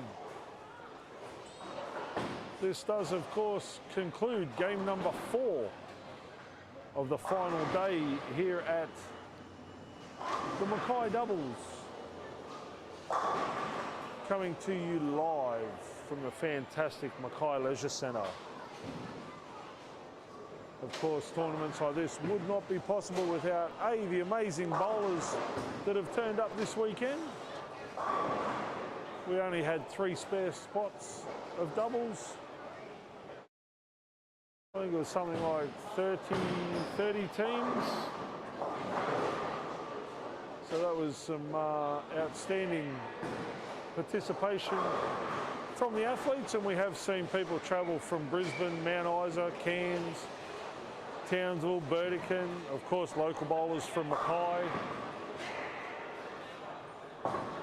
And of course our sponsors, Mackay Leisure Centre for hosting the tournament. Anna and the crew have done an outstanding job. Graham Clark and PBSA, their continued support this year for the 300 game award. If it doesn't go off today, it will jackpot to Mount Isa on the 20th of May. Billy's Pro Shop and 10-pin bowling supplies for the mystery team award this tournament. Usually it's a mystery bowler. This stop it will be a mystery team. $150. It will be randomly drawn at the conclusion of play today. And of course the major sponsors of the event, the Mike Carney Group.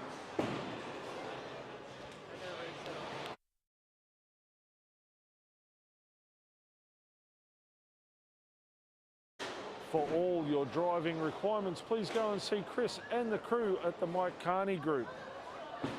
Everything from 4x4 off-road camping, new and used, through to luxury and prestige driving. Go and see Chris Carney and the group at the Mike Carney Group in Townsville.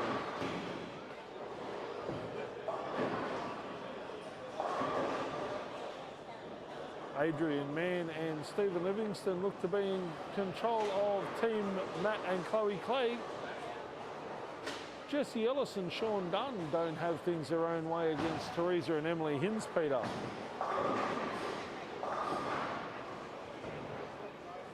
Tony Hoffensets and Jordan McCahill look to be too good for Jamie and Daniel. We will be back with Game 5 in just a few moments.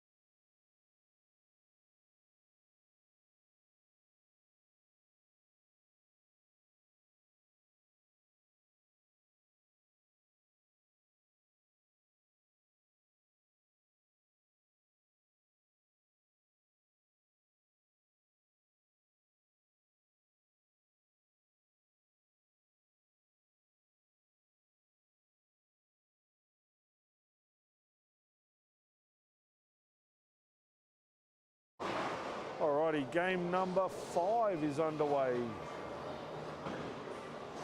We have seen some great matches over the first 4.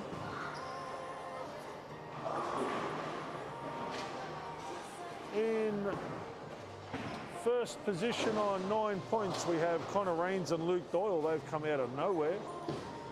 Jamie Kennedy and Dan Wilson also on 9 points. Team Jones Nusafora on 9 points. Adrian Mann and Steve Livingston also on 9 points.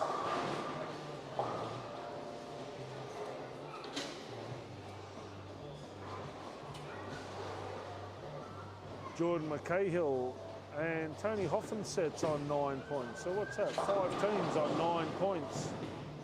This will boil down to pinfall, I think. Sean Dunn and Jesse Ellis, Teresa and Emily Hinspeter, Angelo and Leighton Nusafora on 3 points, and David Hughes and Kyle Craven so far unable to win a game. As I said earlier, if there is a tie for 3rd place, it will come down to total pinfall. If the pinfalls are equal, it will come down to a 1-game roll-off. As I said, we do have 5 teams all on 9 points. There's only 100 pins separating 1st and 2nd. Another 80 pins separating 2nd, 3rd and 4th. So over the general scheme of things, not a great deal of pins. As I said, we have had some great games, had some good finishes, some bowlers producing some good results under pressure. Some other bowlers that have managed to pull out some great spares. We saw Dan Wilson earlier in the day spare the 3-4-10. We've had a 6-7-10 spared and a 2-4-8-10. So some great sparing happening throughout the day across the whole centre. The crowd is starting to build a little bit as the day goes on. We are starting to see a little bit of banter between the teams too, which is good to see. David Hughes has opened up with 2 spares. Angelo Nusafora has opened up with 2 strikes. Connor Rains is solid through the first 2. Adrian Mann with an 8 split. Luke Doyle looking to spare his 3-9 as he steps up on lane number 9. Whoa, we got a little quick on that. Tyson Jones continues to be a pillar of consistency with a double. As we look down, Frank Nusafora looking to strike after his 8 spare. Sean Dunn looking to double up, and Jesse Ellis is solid through 3 frames. Emily Hinspeter with a double, Teresa with a strike 9 spare.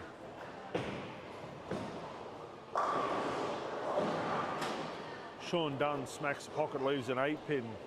He didn't seem overly surprised by that carry. Almost like he's mishit the bottom of the swing. Steve Livingston with a 9 spare. Frank Nusafora can't quite kick out the 10. He'll go back and make that spare. No harm, no foul. Jamie Kennedy, after his double goes Brooklyn, leaves a 5-9. Teresa Hinspeter with a solid 10 out of the pocket. Chloe Clegg with an 8 spare strike. Maddie Clegg with 2 9 spares.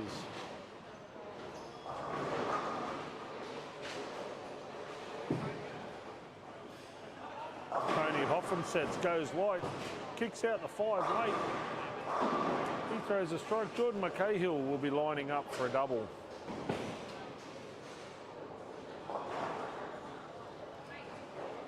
Nice 8 spare there by Jamie Kennedy. He's solid through the first 3.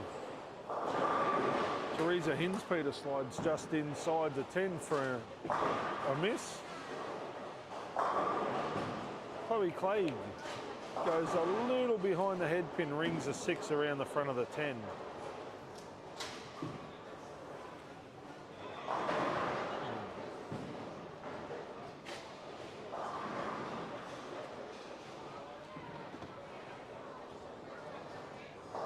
Emily Hinspeter goes a fraction high, leaves a 3-pin.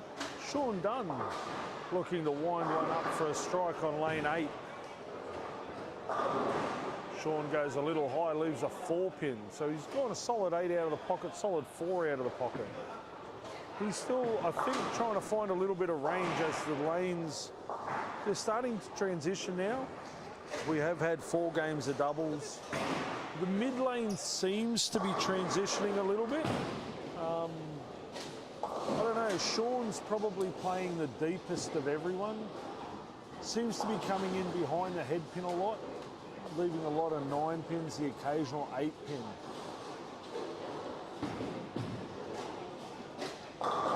Personally, I'd like to see Sean go to something a little sharp, like a little less sharp on the back end, something that's going to possibly read a little earlier, maybe roll through the pocket as opposed to sort of jump and drive. But I'm sure that's an option he's thought about. He seems to be throwing the ball okay, super relaxed at the bottom of the swing, which I haven't seen Sean do for a long, long time, but he is throwing the ball super, super sweet at the moment. As I say that, Leighton Nusafora absolutely drills the pocket on 11 and 12. 7-10 as cold as you like with messages in front of both pins. So Luke Doyle winds one up, leaves a 3-6-10. Jesse Ellis is off to the races again with 3 in a row. Tyson Jones rolls one up nicely into the pocket for a strike. Steve Livingston through the nose for a 6-7-10.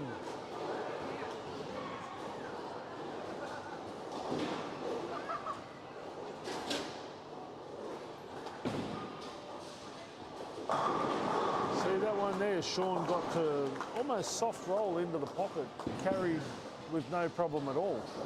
When he gets it long and sticky is when he tends to wrap those 8s and 9s. Frank Nusafora goes through the nose for a big 4. Not quite sure what he said, but he didn't sound like he was too happy with the release on that ball. Okay. Frank takes 1 out of his big 4. Angelo Nusafora is off to the races with the front 5. He seems to have found a pair he's pretty happy with. Connor Raines back in the pocket for a double. Leighton Nusafora goes a fraction high, leaves a 3-6. Tyson Jones high for a 4-pin. Teresa Hinspeter throws 5 pins at the 7-pin, can't quite kick it out. Kyle Craven answers with a strike.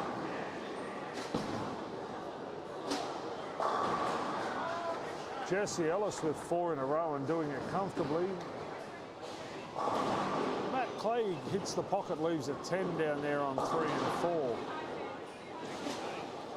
Luke Doyle still trying to find the carry on 9 and 10.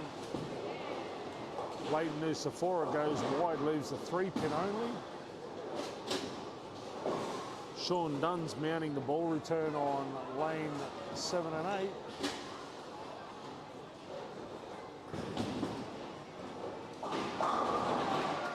Once again, gets that nice soft roll into the pocket and carries.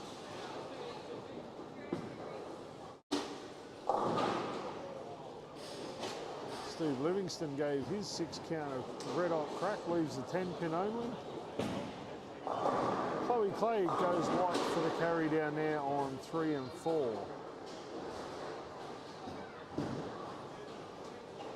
Angelo Nusafora after his 5 in a row leaves a 7 count.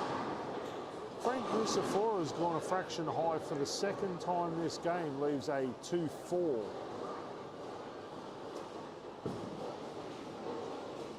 Angelo covers his 7 spare.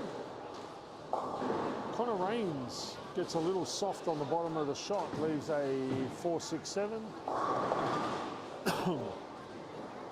Frank Nusafora with a cherry of the 2-4 as he's in all sorts. He's rushing the first shot, rushing the second shot, just does not seem to have a nice rhythm at all at the moment. Emily Hinspeter covers her spare. Leighton Nucifora goes light, leaves a 2-pin.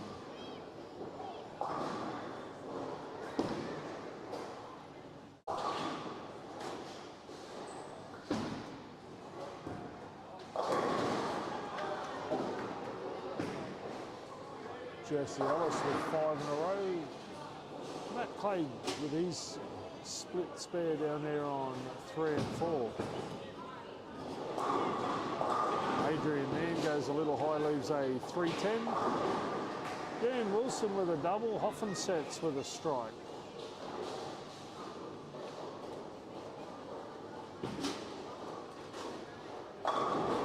Tyson Jones strikes on lane number 8. Luke Doyle looking to get his strike game happening. He goes a little high, leaves a 6-pin. Sean Dunn goes way high for a 3-6-10. Jordan McCahill with a strike.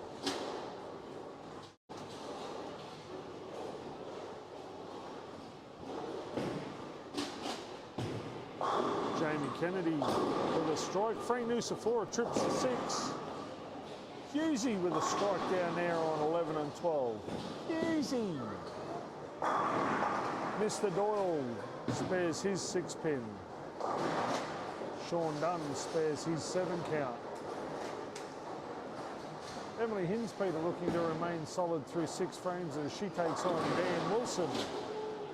Angelo Nucifora, after his 7 count, strikes in the 7th. He's bowling 277 pace. Stephen Livingston goes way high. We have seen a lot of bowlers starting to go high, especially those that are trying to play a little tighter. Jesse Ellis is draining the pocket at the moment. He's throwing at 280 pace. Leighton Nucifora is back in the pocket for a strike. Livo with a solid 8 spare. Dan Wilson splashes wide for a 210. Sean Dunn looking to ride the ball return like a Melbourne Cup jockey.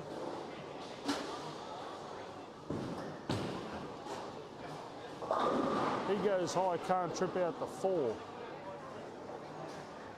Maddie Clegg looking for a double down there on 3 and 4. Chloe Clegg with 3 in a row. Dan Wilson takes the 2 off the 210. Tyson Jones goes light, leaves a 2-5-8. Connor Raines goes high, leaves a 3-6. Sean Dunn spares his 4-pin and Maddie Clegg goes through the beak for a big 4.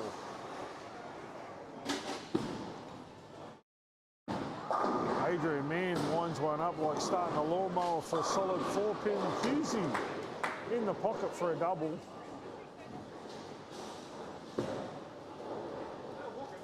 Tyson Jones with a 7 spare.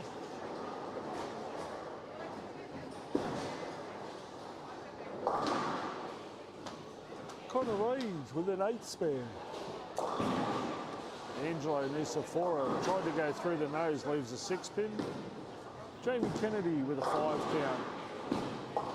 Adrian Mann spares his 4-pin. Teresa Hinspeter slides through, takes the 9 only. Yo. 3 and 4. Ball return on 3 and 4. Oh.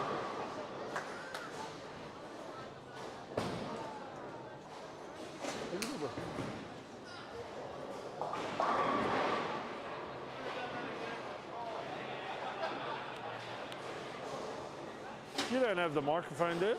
Sorry? You don't have the microphone, do you? No, Sophie had a... Don't know where it is. Morning, morning. How are you? Oh, I'm living the dream. Do we know where the microphone is? Who? You haven't seen the microphone, have you, Lise?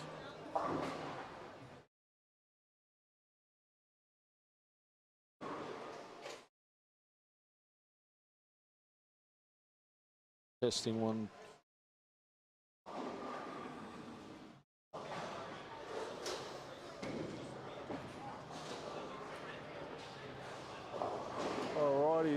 got happening here? Frank Nucifora with 3 in a row. Dave Hughes looking for 3 in a row. Angelo Nucifora looking to remain rock solid as he steps up in frame 9. Jesse Ellis with an open frame. Angelo with a 6-10. Adrian Mann looking to wind one up. He leaves a 3-10. Dan Wilson with an open frame, misses a single pin.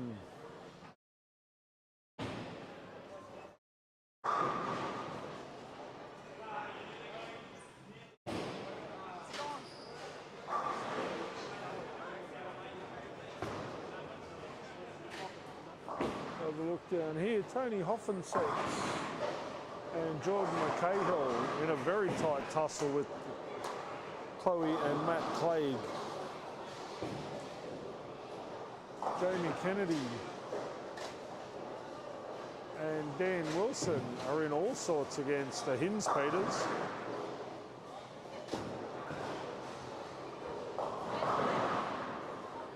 Tyson Jones goes way, way high. He leaves a Greek church, not the right time to have done that. That may have just sealed the victory for Team Ellis and Dunn. Connor Rains and Luke Doyle in a commanding position against Adrian Mann and Steve Livingston. Leighton Nucifora and Angelo Nucifora in a very strong position against David Hughes and Kyle Craven.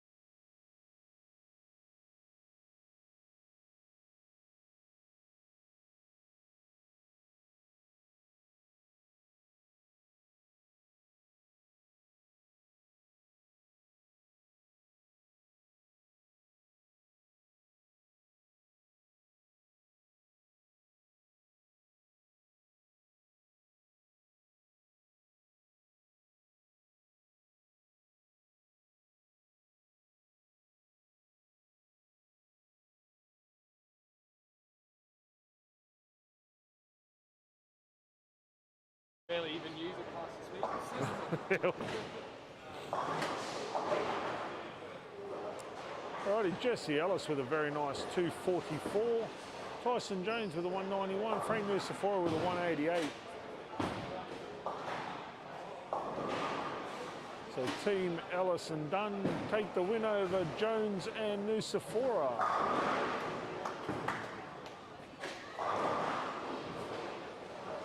Angelo and Leighton will take the win over Dave Hughes and Kyle Craven. Connor Rains and Luke Doyle will take the win over Adrian Mann and Steve Livingston.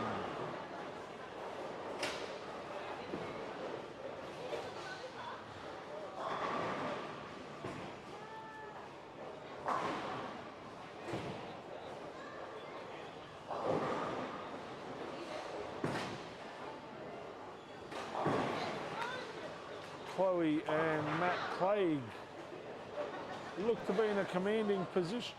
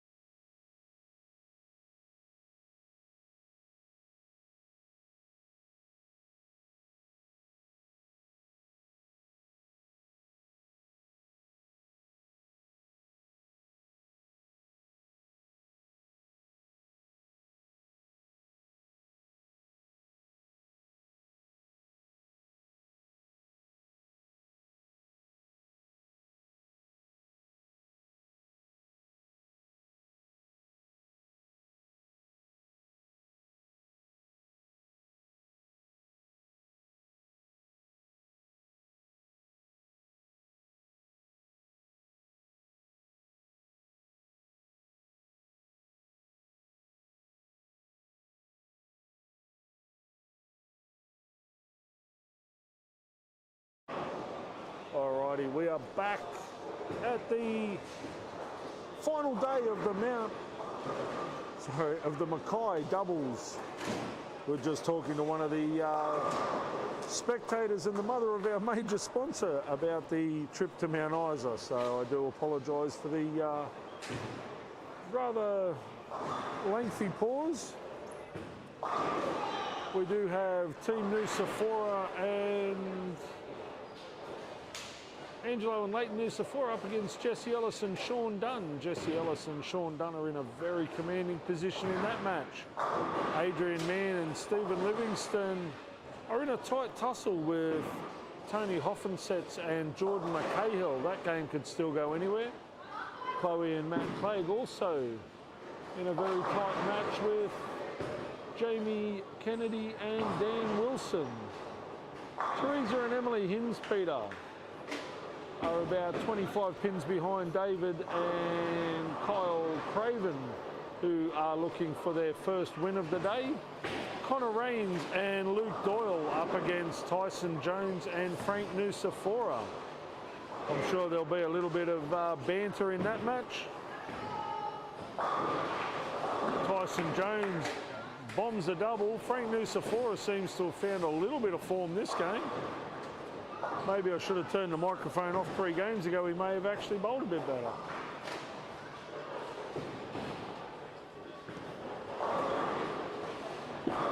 Steve Livingston punches a pocket for a strike down there on 5 and 6. Connor Rains spares his 7 count. Frank Nusafora looking for a double as he steps up.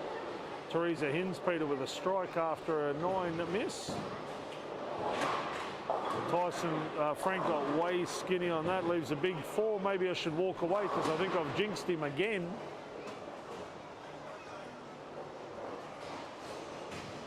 Emily Hinspeter looking for a double as she steps up on 9 and 10.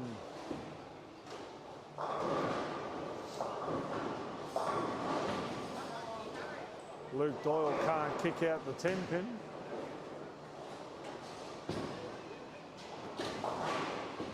Frank takes 2 out of his big 4. Kyle Craven leaves a Greek church on 9 and 10.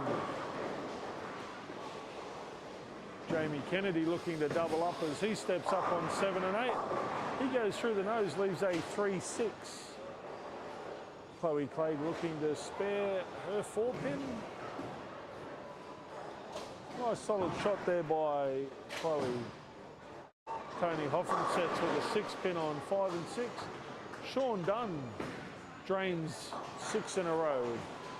He's got a commanding lead over Leighton, and Jesse Ellis is in a tight tussle with Angelo.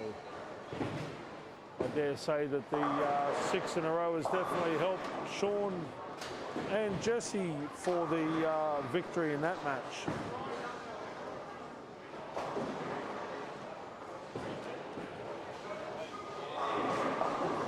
Set on 5.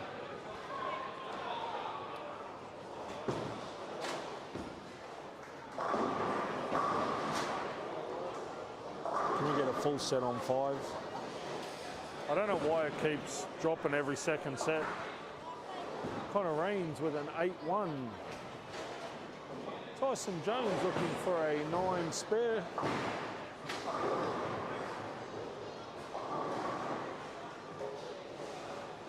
What's up, Terry? Tyson Jones for a spare. Yeah, the honey badger. The yellow there. Yeah, Patrick Daly. yeah. Uses it for a strike shot. No. He said to me, I need a ball that looks like the Aboriginal flag. Yeah. Black, yellow and red. That's the only ball I make that's got those 3 colours on it. It's yellow, Yeah. it's got red writing, and it's got black writing on it too. It's his Abo ball.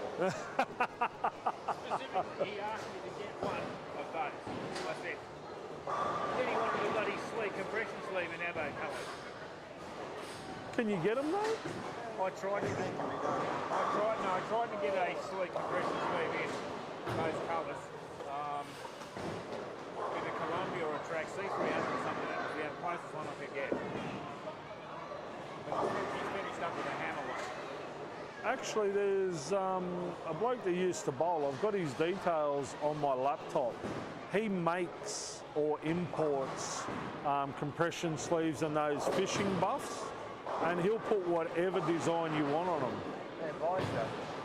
Because I asked, yeah, but the Vise ones are like $100 a sleeve. They're, yeah, still $50 when you can pay $8 for one. I mean, the Vise stuff's good, but it is way, way overpriced. Like $300 for a triple bowling bag.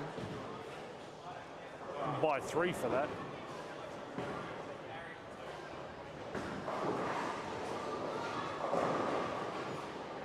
Alrighty. Coming to the end.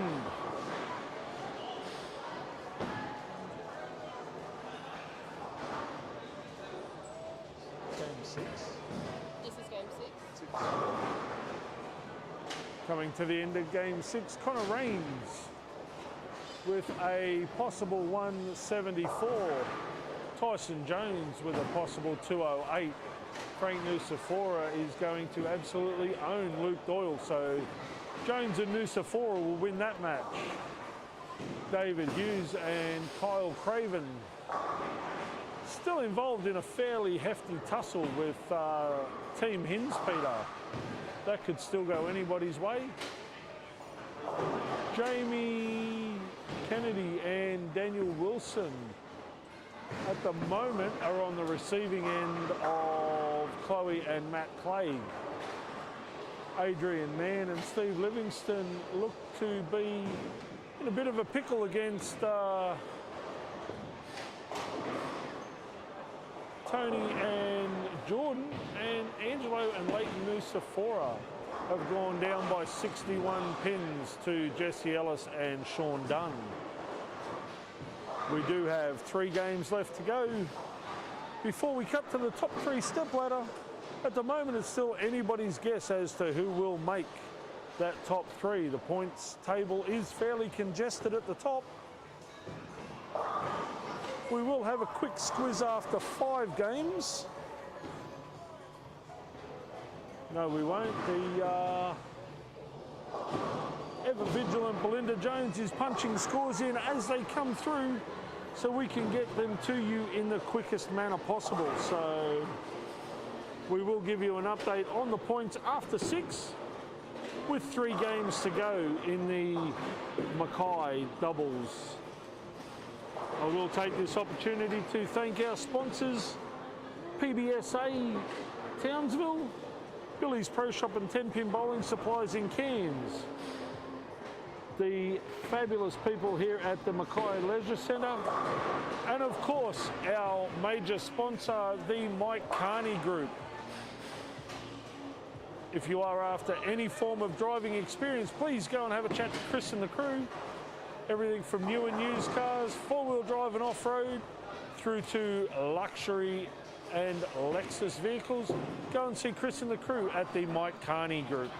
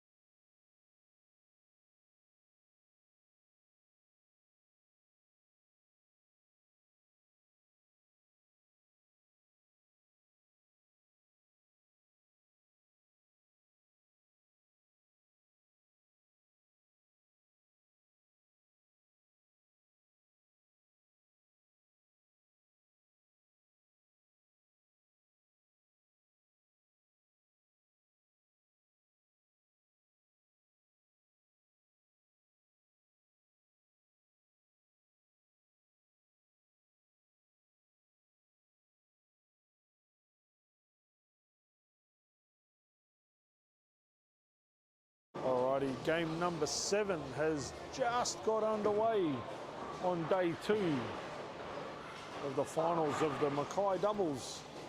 Coming to you live from the Mackay Leisure Centre here on the fabulous Nebo Road in Mackay.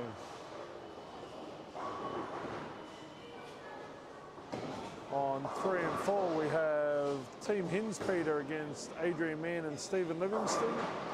David Hughes and Kyle Craven up against Matt and Chloe Clegg. Teresa and Emily Hinspeter up against Angelo and Leighton Nusafora.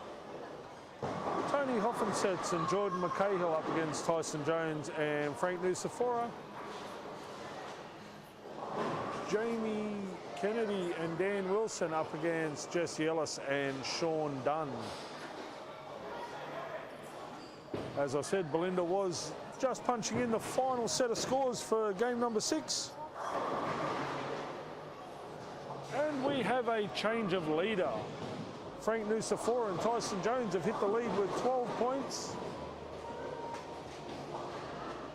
Chloe and Matt Clegg also on 12 points. Jordan McCahill and Tony Hoffensets on 12. Connor Rains and Luke Doyle also on 12. Just one win behind is Sean Dunn and Jesse Ellis. Jamie Kennedy and Dan Wilson, Adrian Mann, Stephen Livingston, Teresa and Emily Hinspeter, Angelo and Leighton Nusafora on 6 points, and still yet to win a game is David Hughes and Kyle Craven. As we have mentioned throughout the day, if there is a tie for points between any of the top 3, there will be a pinfall check. If the pinfall is even, there will be a 1-game playoff between those 2 teams. At the moment, Frank and Tyson Nusafora are 104 pins in front of Chloe and Matt Clegg. They are 115 pins in front of Jordan and Tony, who are 90 pins in front of Connor and Luke. Now, I know that sounds like a lot, but given the fact we are bowling doubles, it is not a great deal at all. So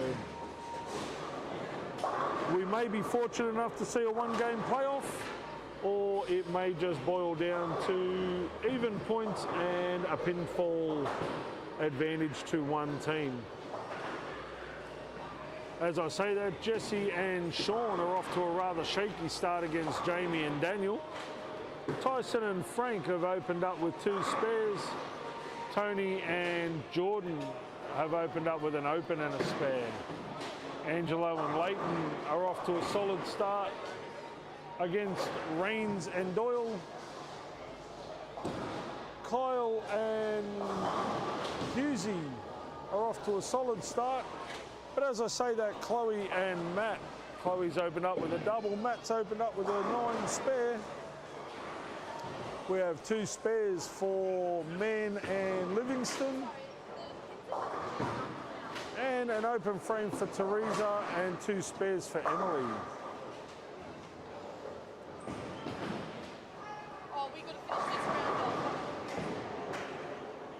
Leighton Nusafora has hit the pocket for a 7-10. Tony Hoffensets with a 9 spare. Tyson Jones with a strike. Frank Nusafora looking to strike. Oh, he manages to trip the 7. He can't get upset if somebody trips a 4-9 at him again.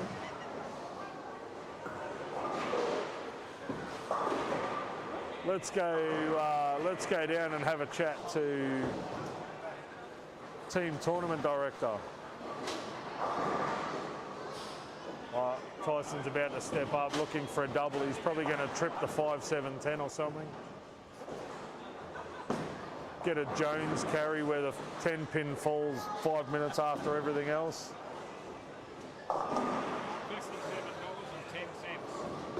$57.10. $7.10, yeah.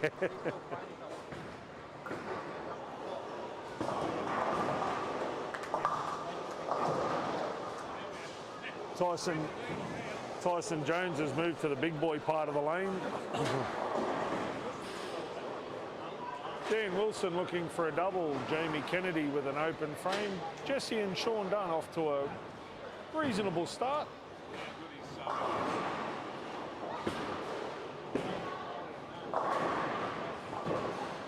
Tony Hoffensets takes a 3-6 off the 3-6-10. Oh, Tyson Jones can't quite touch the sides. So the no ability Billy's got you through the last game, I hear. Yeah, absolutely. Did Captain Squawker over there do his job? Yeah, on both of us. Just me.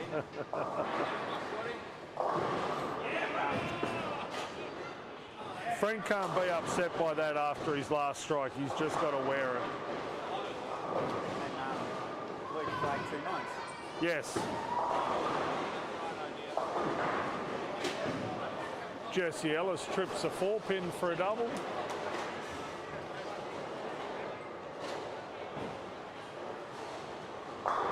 Frank looking for a double. Got way skinny on that. Went a fraction high, leaves a 4-7.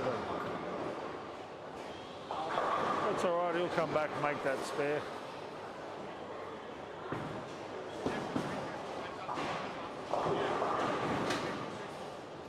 Nusafora Leighton leaves a 2-5. You're starting to see the ball actually go a little bit longer. Sean Dunn drains the pocket, leaves a solid 10.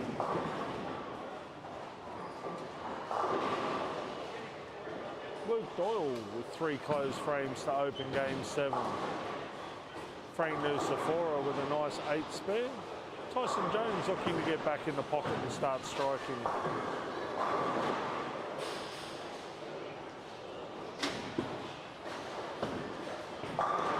Nice shot there by Tyson.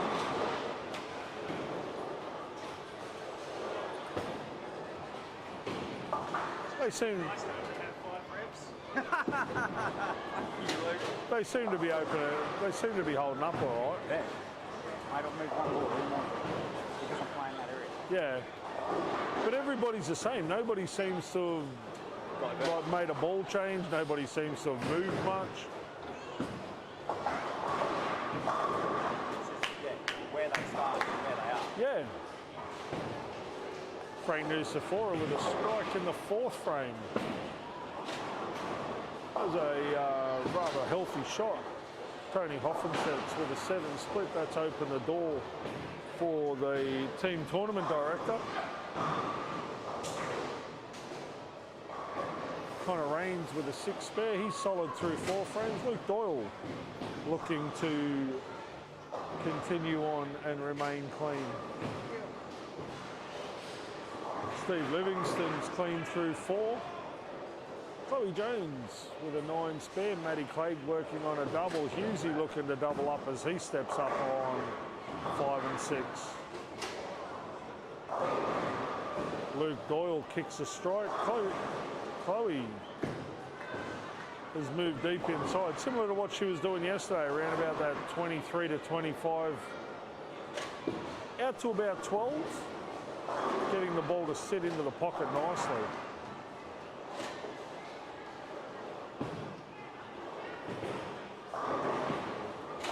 Angelo Nusafora trips the 4-pin out nicely, as does David Hughes for the double.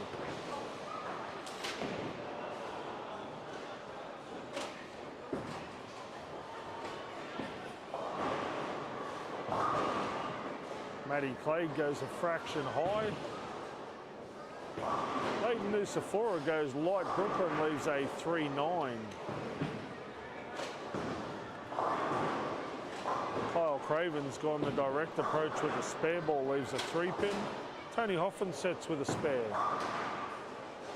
Dan Wilson goes wide, leaves a 1-2-4-7. Connor Raines just spared the 6-7-10. Great spare there by young Connor.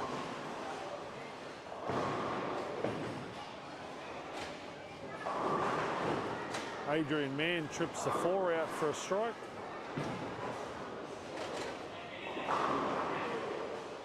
Jordan Mackay with a strike in the 5th frame.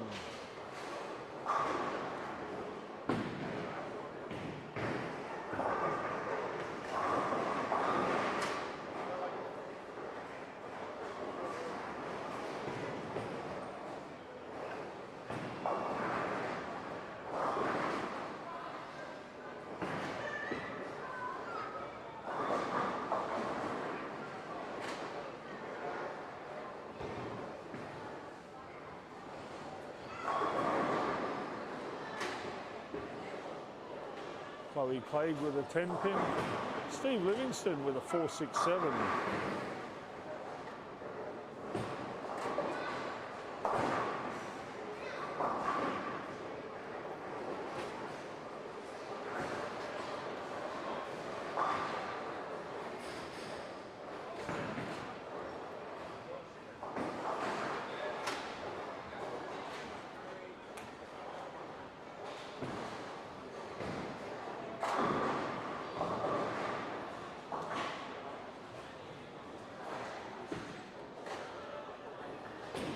Nice spare there by Emily Hinspeter. Teresa Hinspeter goes wide again. She's having trouble getting the ball back to the pocket all day. Kyle Craven goes a little high, leaves a 6-10. Matt Clegg looking to strike on lane number 6.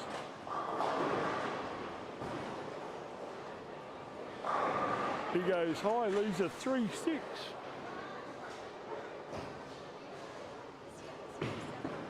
Game 7. 2 to go, then the step ladder.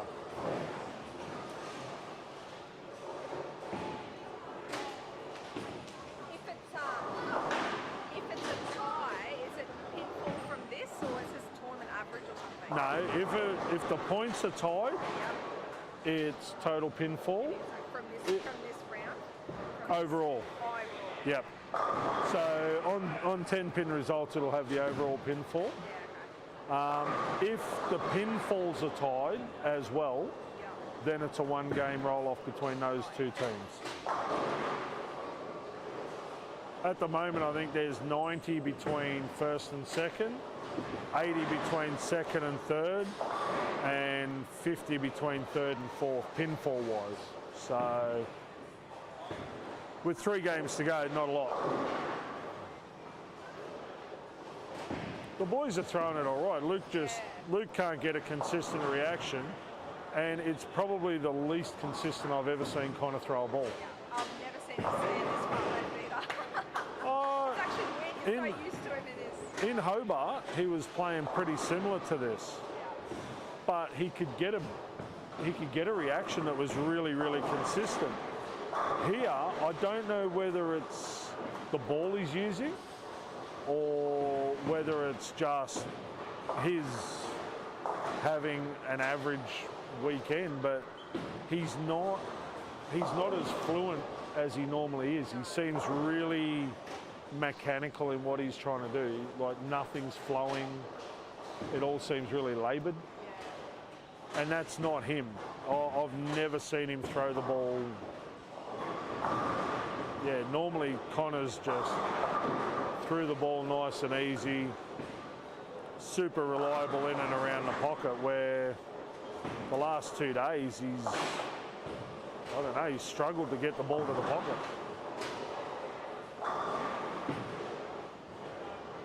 And Luke's attitude is, if I can't hit the pocket the way I want to, I'm just going to try and overpower the pattern. Sometimes I think he needs to take a step back, look at what the ball's doing, and then go, right, this is what I have to do, instead of just getting quicker and quicker and quicker and quicker.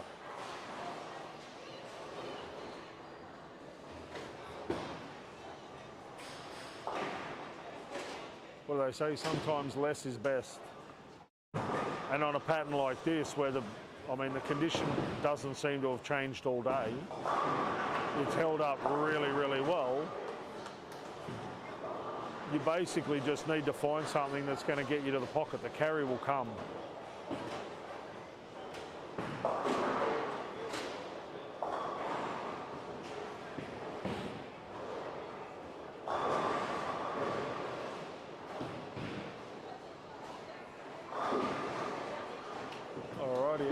Hinspeter looking for a strike down on 3 and 4. David Hughes and Kyle Craven look to possibly have their first victory of the day. Of course, that's not a foregone conclusion just yet.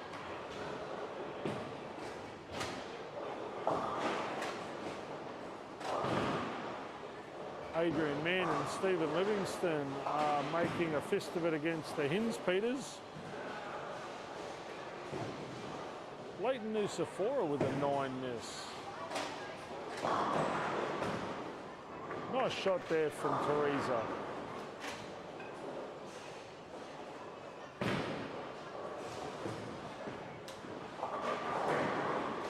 Nice spare there from Chloe. Matt Clegg will be looking to strike to put a little bit of pressure back on Kyle Craven, who just spared the 3-6-7-10.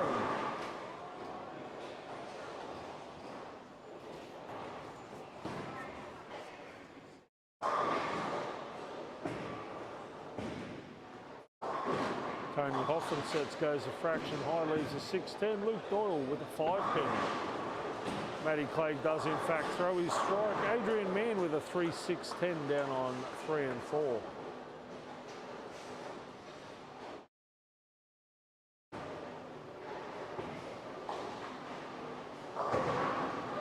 Tyson Jones with a strike in the 9th frame.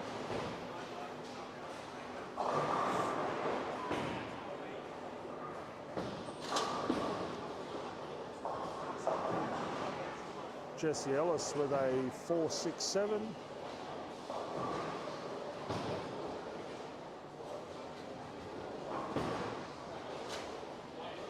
Jamie Kennedy with a strike in the 9th.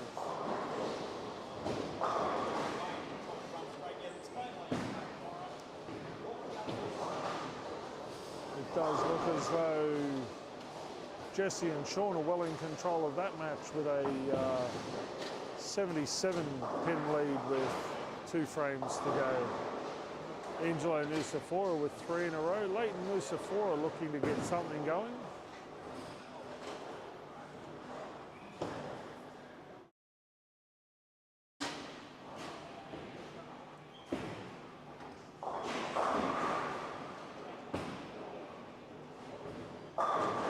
Dan Wilson trips a 10 for a double. Frank Nusafora looking for a double against Jordan McCahill.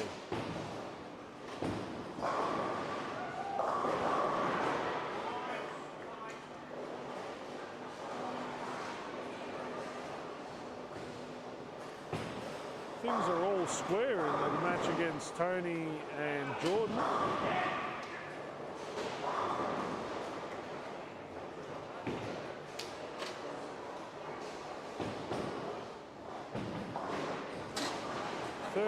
Apiece.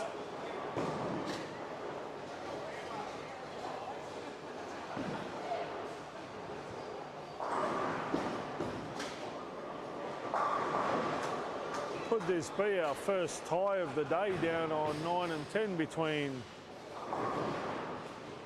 Tony Hoffensets and Jordan McCahill, Tyson Jones and Frank Nusafora? Open frame there by Tony Hoffensets. Closed frame here. Could make life a little difficult. Tyson goes a little long, pushes a 6 behind the 10. David Hughes with a strike in the first of the 10th. He can bowl a possible 215. Chloe Clay keeps him honest. She strikes first of the 10th. It's all going to boil down to Kyle and Matthew. Teresa Hinspeter with a 177. Adrian Mann with a 175. Emily Hinspeter looks to have Steve Livingston's measure as Hinspeter squared beats Adrian and Stephen.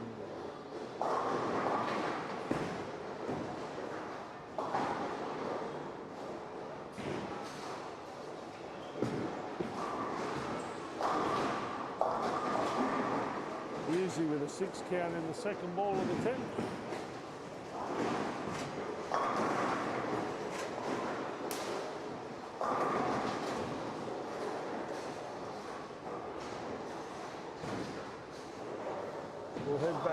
into the match of the round between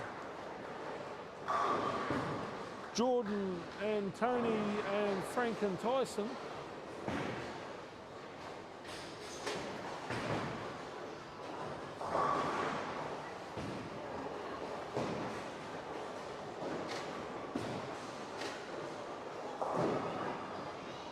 Frank's 7 count should be enough to account for the team of Hoffensets and Mackay, which it is. I'll take the 3 for the win.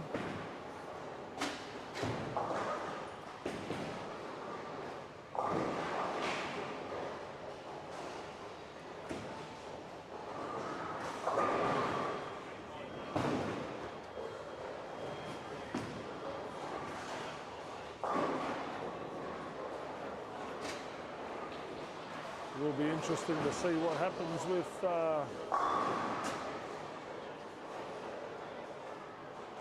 Chloe Clegg has accounted for David Hughes. Matt Clegg has accounted for Kyle Craven. So David and Kyle are still winless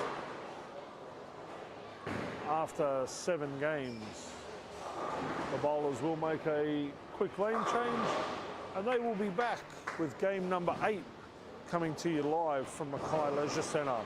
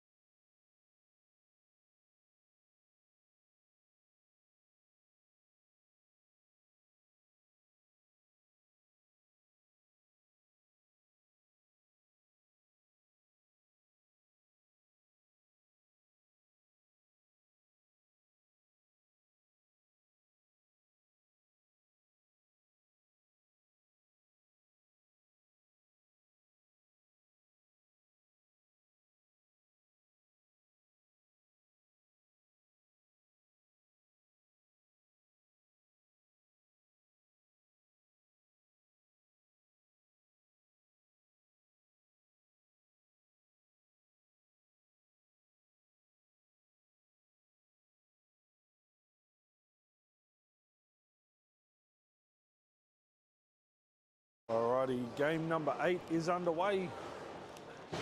In this, the final day of the Mackay doubles, leg 2 of the 2023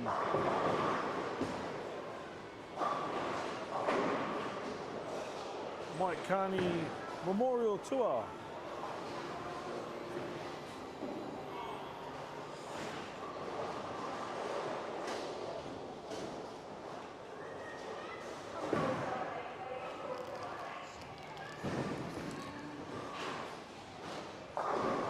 We have Chloe Clegg and Matthew Clegg up against Angelo and Leighton Nusafora. Adrian Mann and Stephen Livingston up against Jamie Kennedy and Dan Wilson. Tony Hopkinsett and Jordan McCahill up against Teresa and Emily Himspeter. Jesse Ellis and Sean Dunn up against Connor Rains and Luke Doyle. David Hughes and Kyle Craven up against Tyson Jones and Frank Nusafora.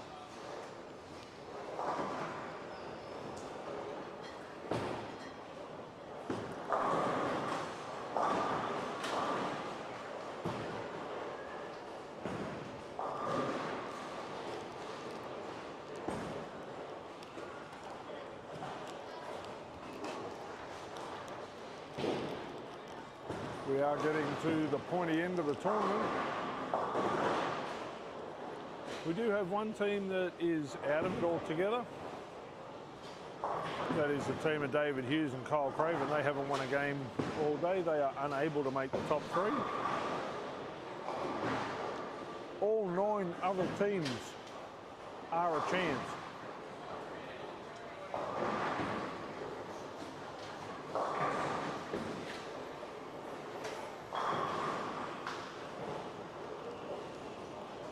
Jesse Ellis with a strike in the third. Sean Dunn looking for a strike also.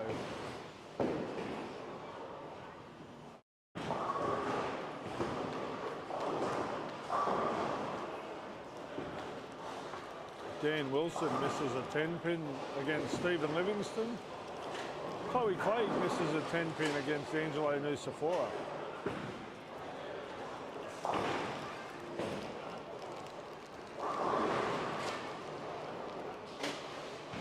Luke Doyle with a double.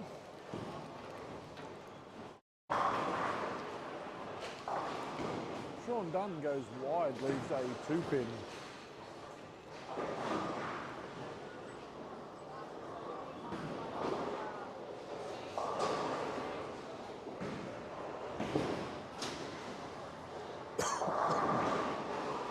Excuse me. Luke Doyle looking for 3 in a row. Teresa Hinspeter with a strike. Leighton Nusafora with an 8 count. Maddie Clegg with a 7 count.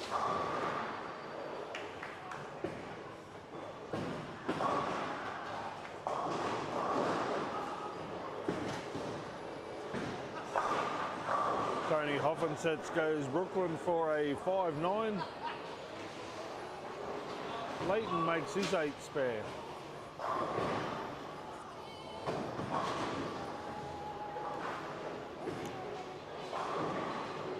Still 3 teams on 5 wins. Team of Nusafora and Jones on 15 points. Clegg and Clegg on 15 points, just 63 pins behind. Connor Rains and Luke Doyle also on 15 points, but they're what? 256 points behind. Wow. On 12 points, we have Sean Dunn and Jesse Ellis. Also on 12, we have Jamie Kennedy and Dan Wilson. Jordan McCahill and Tony Hopkinsett. The Hinspeter clan. Adrian Mann and Steve Livingston. Angelo and Leighton Adrian Mann and Stephen Livingston on 9 points. Angelo and Leighton on 6 points. And as I said, David Hughes and Kyle Craven on 0. So with 2 games to go, we have 8 teams, all with a chance of making the top 3 step ladder.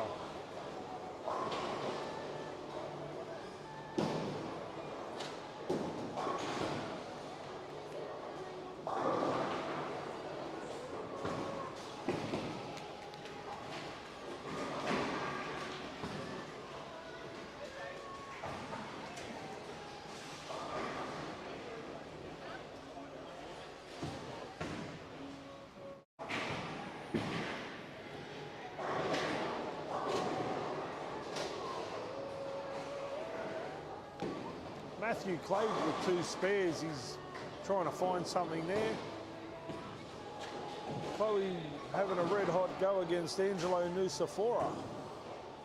Adrian Mann with a double. Steve Livingston looking to follow his partner with a double of his own, which he does.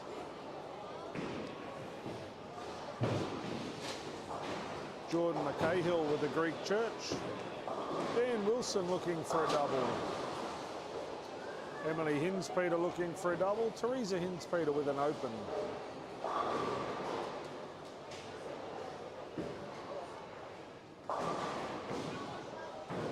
Jordan McCahill with an 8 count, with a 3 off his 5. Luke Doyle with a strike in the 4th frame. Sean Dunn with an 8 spare. David Hughes with a 9. Tyson Jones with 3 in a row. Frank Nusafora solid through the first 4 frames also.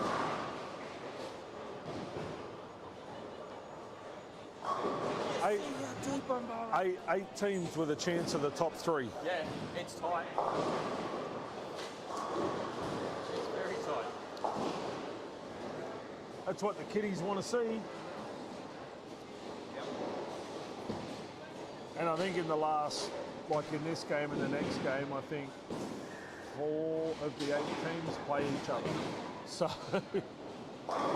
yeah, it could boil down to a last game for the top 3. Frank Nusafora. Yeah, Frankie! For those of you that are watching the live stream on 3 and 4, if you ever see Frank Nusafora get disappointed sticking a 7-pin after that strike, please poke him in the eye.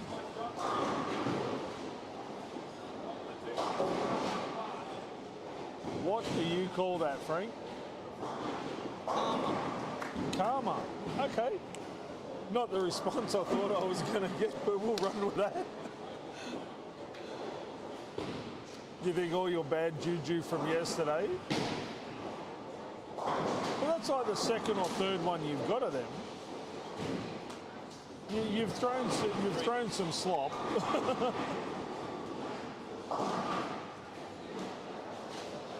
matter. Well, up there it's a great shot, isn't it? Win by an inch, win by a mile. Only got to win by 1. Oh, Jesse Ellis. Easy. Tell us a joke.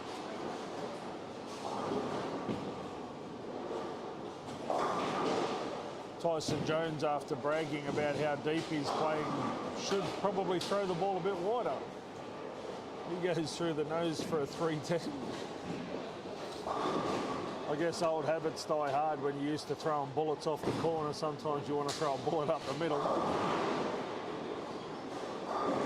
Jesse Ellis looking to spare the 4-6-7-9. Tyson Jones slides one past the 3-pin, and he said, "For the love of God," I'm sure that's what he said.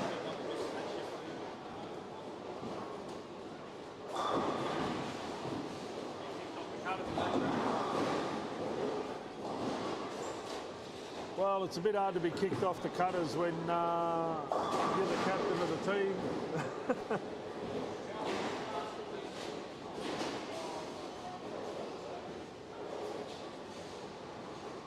Sean Dunn's actually standing on the left-hand lane, lofting the gutter, throws a double.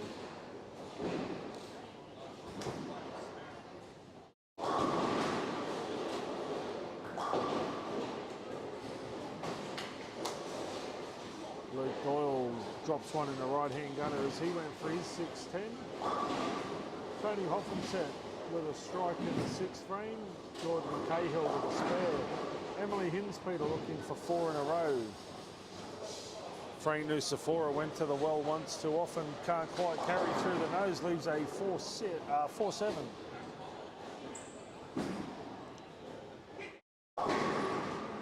Jesse Ellis with a strike, excuse me. Sean Dunn looking for 3 in a row.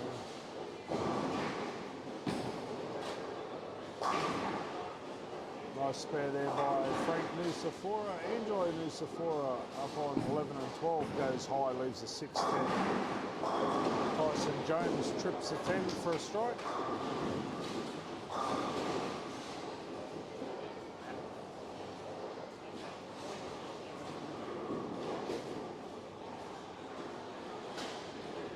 Sean Dunn lofting the half the lane.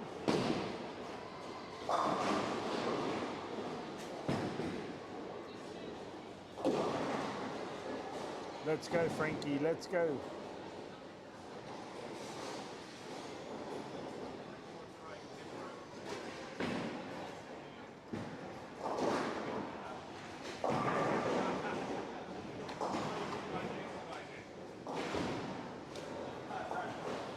He would have destroyed Sean's line.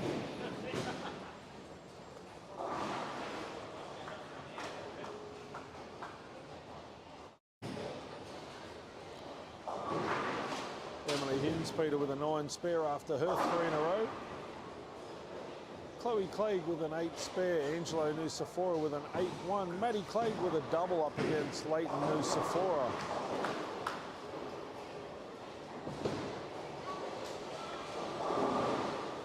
Adrian Mann cherries the 6 off the 6-10. Steve Livingston and Dan Wilson involved in a fairly tight tussle.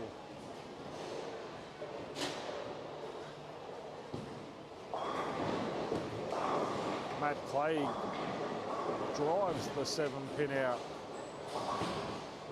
Emily Hinspeter with a strike. Tony Hoffenset's looking to spare his 9 count. Jesse Ellis also with a 9 count.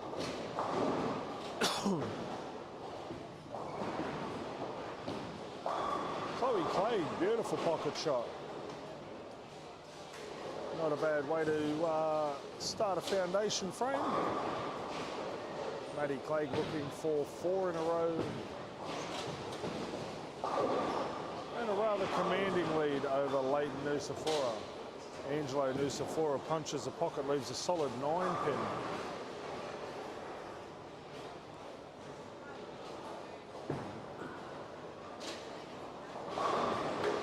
Dan Wilson with a 9 spare. Matt Clegg does throw his 4 in a row. Jordan McCahill didn't want to hurt that 10-pin, just kicks the side. Tyson Jones with a 5 count. Kyle Craven with a 9.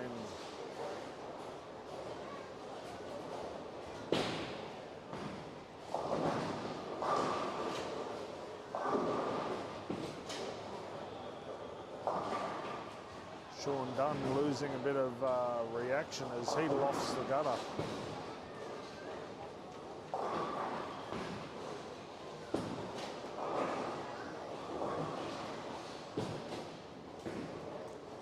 Kyle Craven misses his 10-pin. Sean Dunn with an open. This will see Connor and Luke possibly win against Jesse and Sean. David and Kyle are going to remain winless.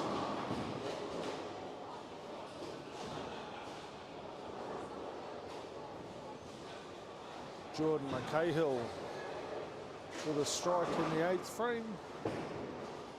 Emily Hinspeter looking to double up. Angelo Nusafora with a double in the 10th.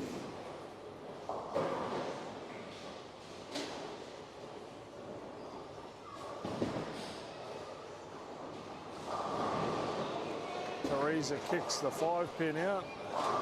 Emily throws a 7 split. Dan Wilson with a strike in the 8th frame. Angelo with a 9 on the bonus ball. He bowls 203.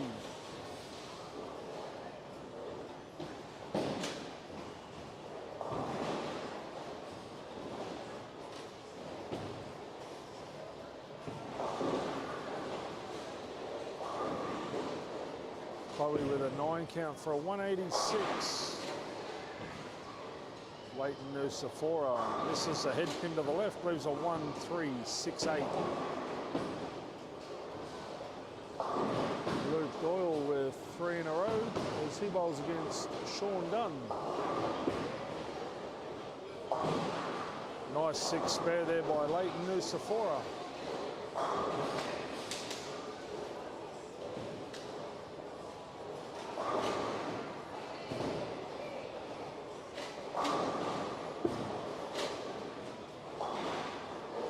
So Team Clegg accounts for Team Nusafora.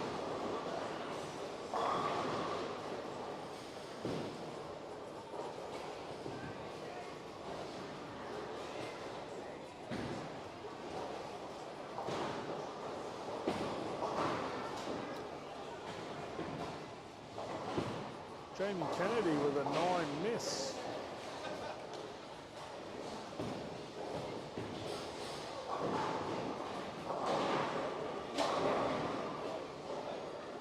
Jordan McCahill with a nice break, trips a 10 out of the 410.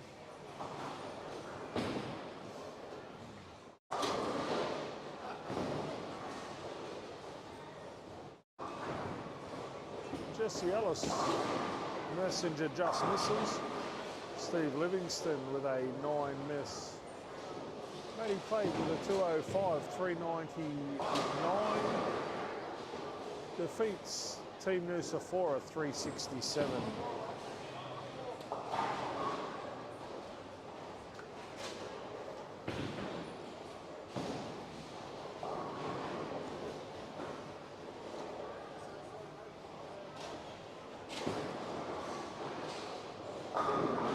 Dan Wilson can't quite kick out the 10.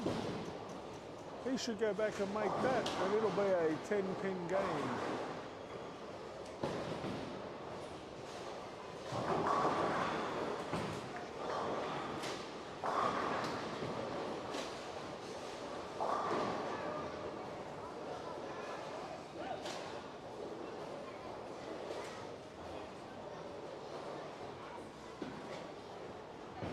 Teresa and Emily Hinspeter are in a tight tussle.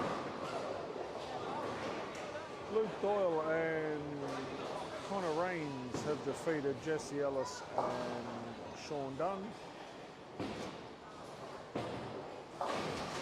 Tyson Jones and Frank Nusafora have defeated David Hughes and Kyle Craven. They will now make their final lane change and they will head into game number 9 of the Mackay doubles, coming to you live from the Mackay Leisure Centre.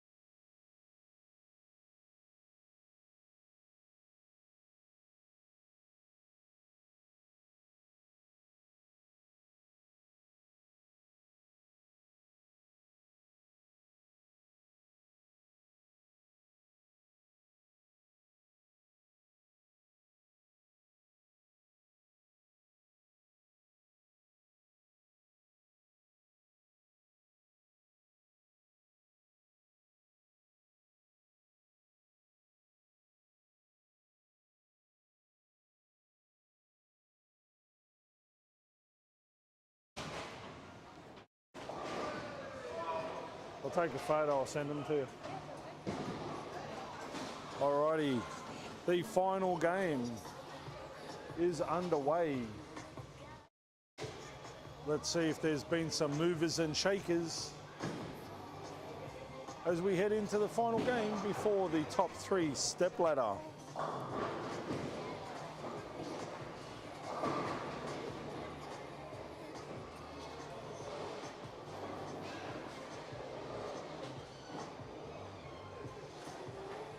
Look at that, we are all over this like meat on a muffin.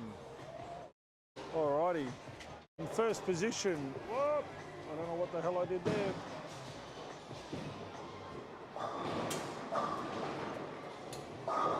Okay, in first position we have Frank Nucifora and Tyson Jones. Second position we have Chloe and Matt Clegg. They are just 36 pins behind. In third position we have Luke Doyle and Connor Rains on 18 points. In fourth position we have Teresa and Emily Hinspeter. In fifth place we have Sean Dunn and Jesse Ellis, Jamie Kennedy and Dan Wilson, Steve Livingston and Adrian Mann also on 12 points, Jordan McCahill and Tony Hoffensets on 12 points. Angelo and Leighton Nucifora on 6, and still yet to win a game, David Hughes and Kyle Craven.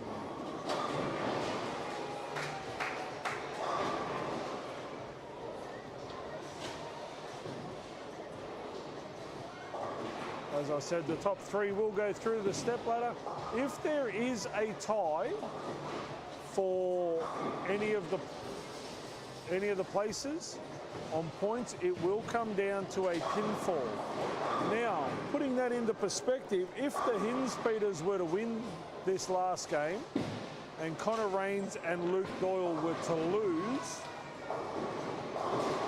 Teresa and Emily Hinspeter are 1 pin in front of Connor and Luke Doyle.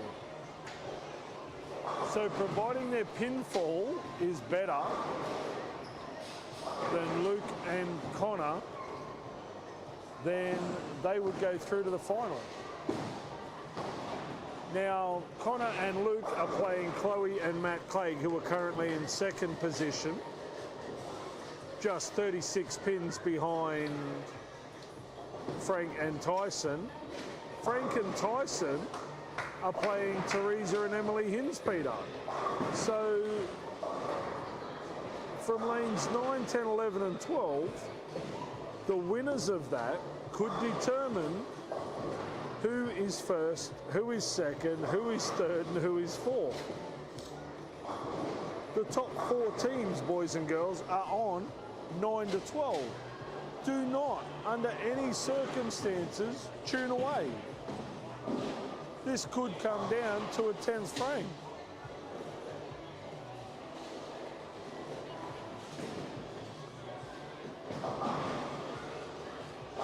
This is why the point system is so interesting. 1 pinfall between 4th and 3rd, 1 win difference between 4th and 3rd, only 30 sticks between 1st and 2nd, and they are side by side.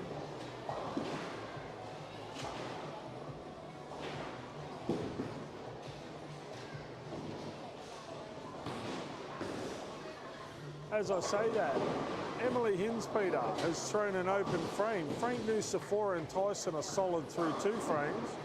Chloe Clegg has gone strike 9 spare. Luke Doyle's drained the pocket for a strike. Maddie Clegg stepping up for 2 in a row.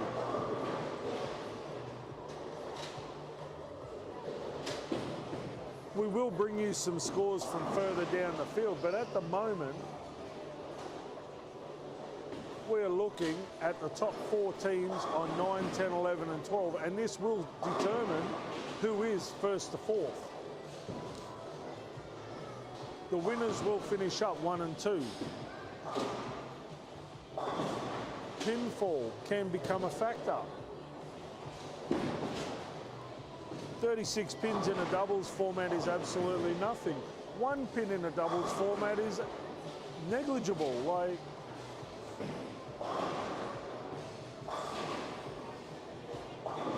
I do hope that all 4 teams know what the positions are.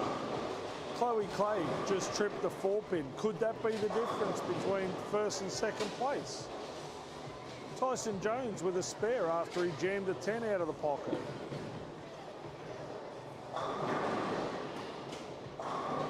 Emily Hinspeter's in the pocket against Frank. She's looking at him saying, come on, big fella, let's have a go. Matt Clay hasn't thrown the ball spectacularly all day. He can come out and throw 300. Could that be the difference? We just don't know. Frank Nusafora answers Emily with a strike of his own. He knows the importance of this.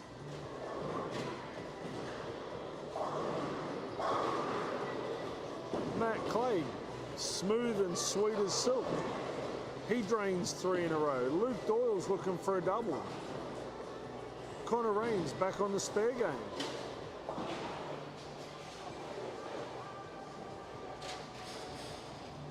Tyson Jones has taken his tournament director's hat off for this game. All he's worried about is coming away with the victory. Teresa Hinspeter can't quite kick out the 4 pin. Luke Doyle's looking to put the squeeze on Matt Clay. Tyson Jones drains the pocket like the absolute professional that he is. Luke Doyle gets the break for the double. Could that put the squeeze on Matt? Can Chloe come back with a double and throw it all back onto Connor?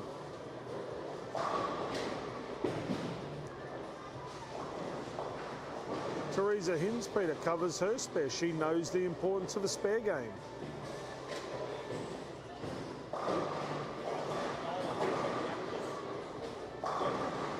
Frank Nusafora with the double.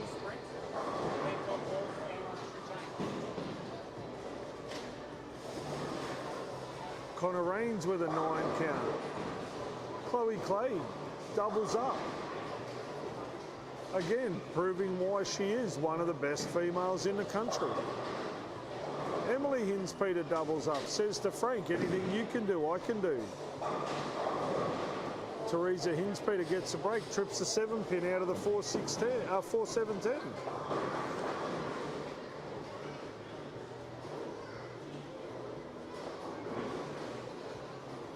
Luke Doyle looking for 3 in a row. Matt Clegg steps up to put the pressure on with his 4. Tyson Jones blows a 5 into the 7. Maddie Clegg also with a strike. This is what finals is all about.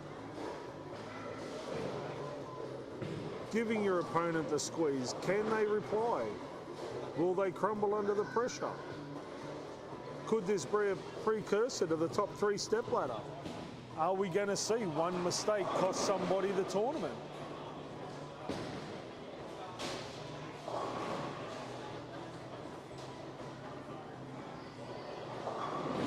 Emily Hinspeter, one of our young President Shield bowlers. She goes a fraction high, leaves a 310.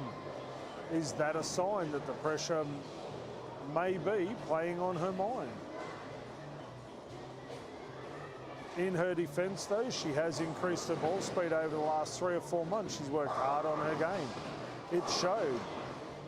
She's a lot better under the pressure situations.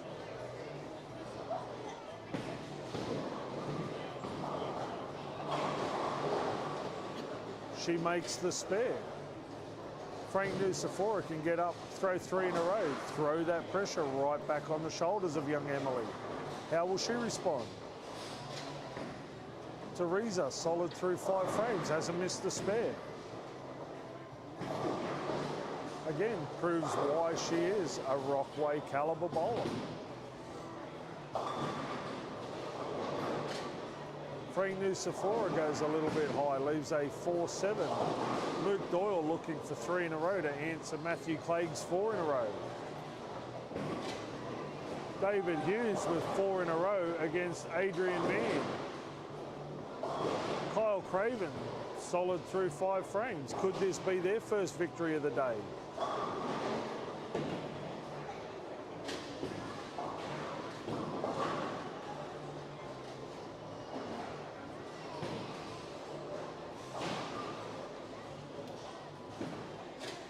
Oh, Tyson got a little bit agricultural with that, got it wide, wobbles to 2.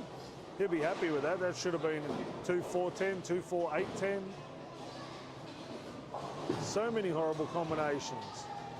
Teresa Hinspeter punches the pocket. Now don't forget, these competitors are good friends off the lanes, but on the lanes at the moment, they're fighting for a top 3 spot. This is not this is not a foregone conclusion. This is who dares wins. Who's going to blink first? Connor Raines throws a strike. What's Chloe's answer?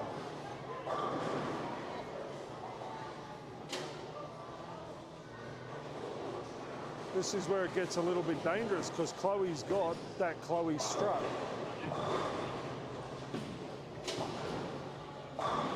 Frank Nucifora buries the pocket after his 8 spare.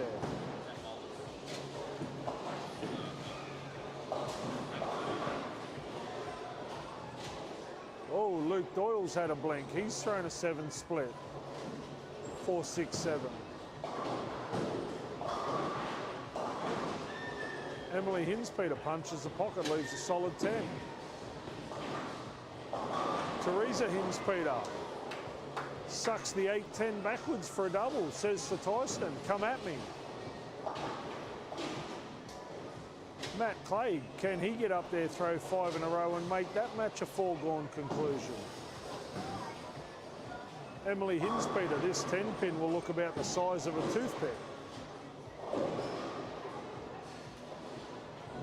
She drops one in the right-hand gutter. Has she just had a quick look?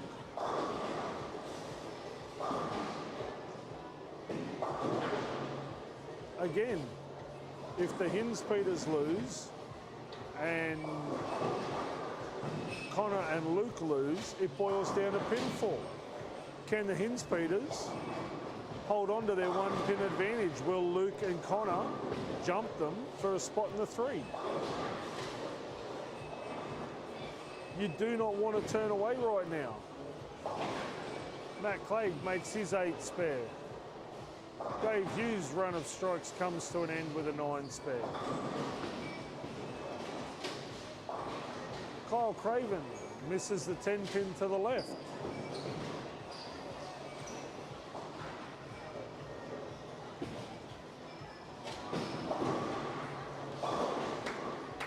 It's hard to believe that the team that everybody thought would have been in the top 3 after yesterday, Sean and Jesse Ellis, are going to miss the top 3. They cannot make the top 3. This is the joys of head-to-head doubles bowling.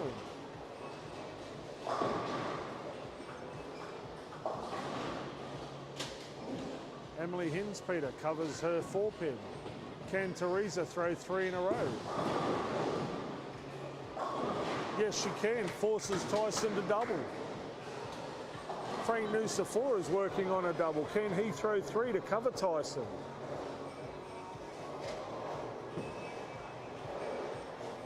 Matty Clay buries the pocket. All 10 in the pit. Never looked like missing. Tyson Jones trips a 4-pin forward. Is that the break they needed? He's happy. He's given it to Teresa as well. Get that, lady. She'll answer back with 4 in a row.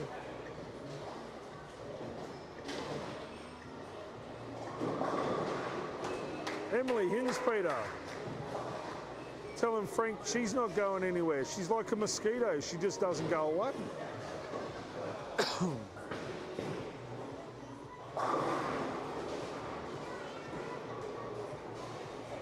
Luke Doyle.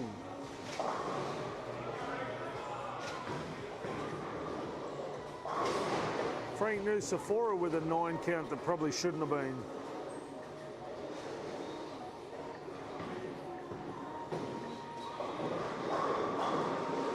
Connor Raines looking to cover his open frame with a strike. Chloe Clegg looking to double up to say, not today. Frank Nucifora covers his 7-pin. Chloe Clay does throw the double. This could be dangerous going into the top 3. For those of you that have watched Chloe bowl for a number of years, you will know that when Chloe starts to bounce, Chloe starts to bowl. Now, Chloe has, in the last 4 frames, Chloe has got the Chloe bounce. Is this going to be enough to drive her and Matt to victory over Frank and Tyson if it comes to it?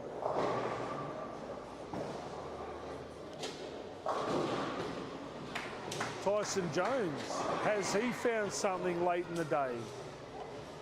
Teresa Hinspeter with a bucket.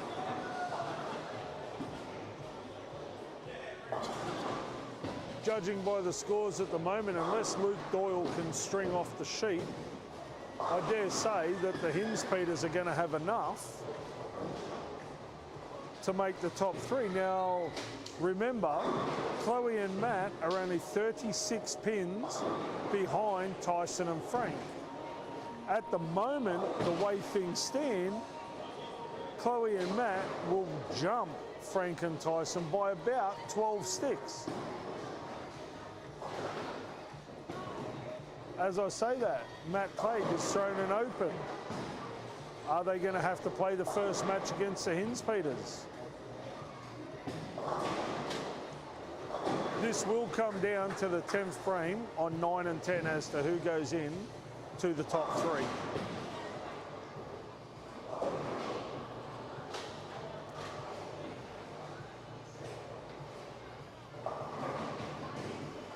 Emily Hinspeter goes a little high, leaves a 6-10. We'll go for a quick walk across the centre to see who's doing what, and then we'll come back to 9 and 10, 11 and 12 because this is where the action's going to be.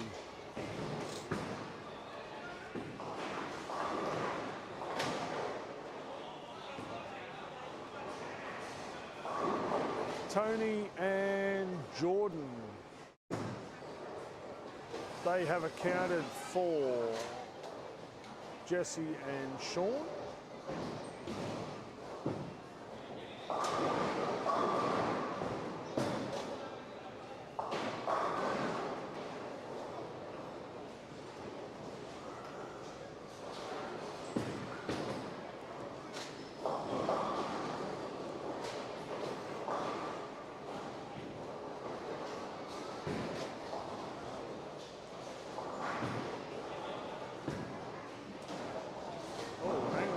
Hold the phone.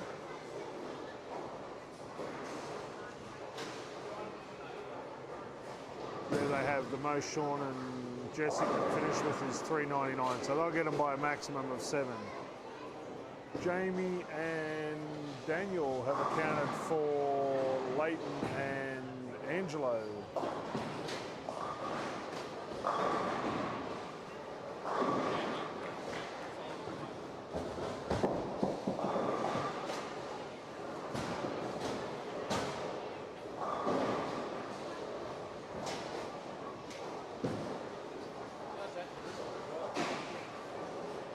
He just kicked the balls.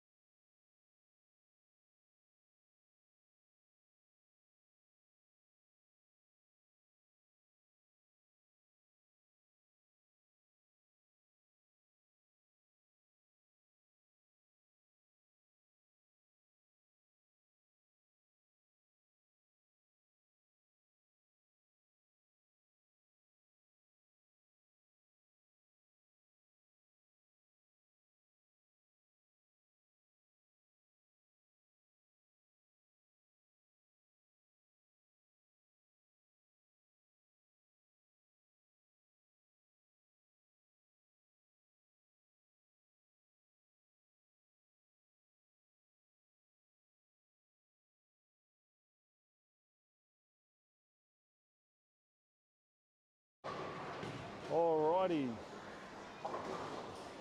The team of Jones and Nusafora have defeated the Hins Peters. Connor and Luke look like going down to Chloe and Matt. The question is, do they have enough pins? Stay tuned. We will have the answer to these questions and more in just a few moments.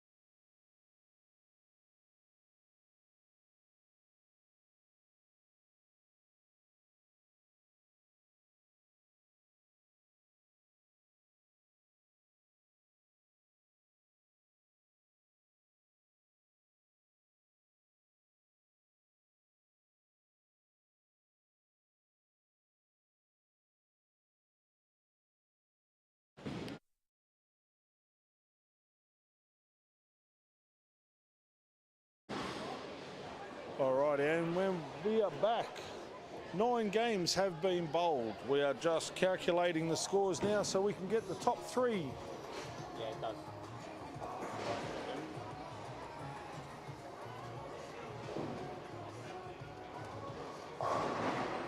Just want to check. We're just going to double check the scores because there is not a great deal in this.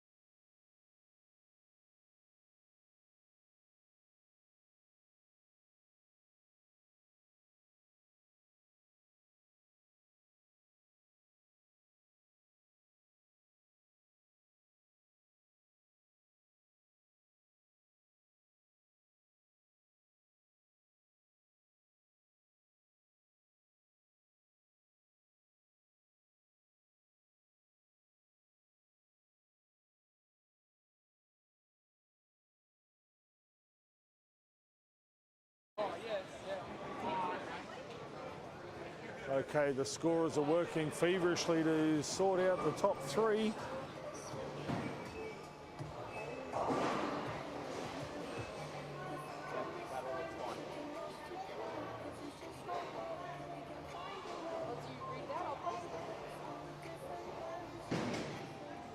That's right.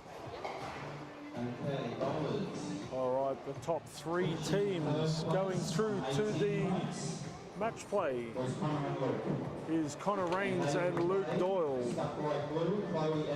They will play against Team Clegg and top qualifiers with no ability bullies, also on 21 points, but ahead on pinball. So if There was just 74 pins between first and second place, you will get one frame and each one side, win and from then you get straight into second play. to third. So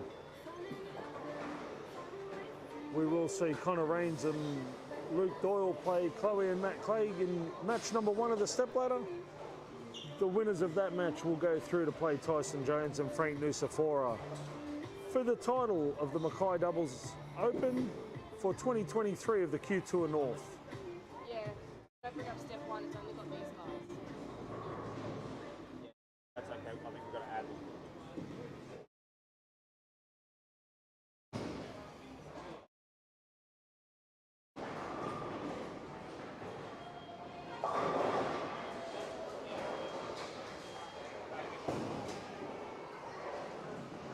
The bowlers do get one frame on each lane as warm-up, and then they will commence the first game of the top 3 stepladder final.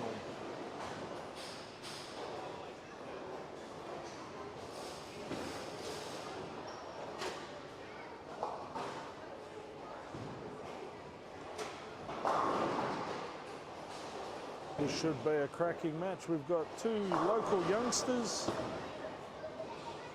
bowling against 2 of Australia's best.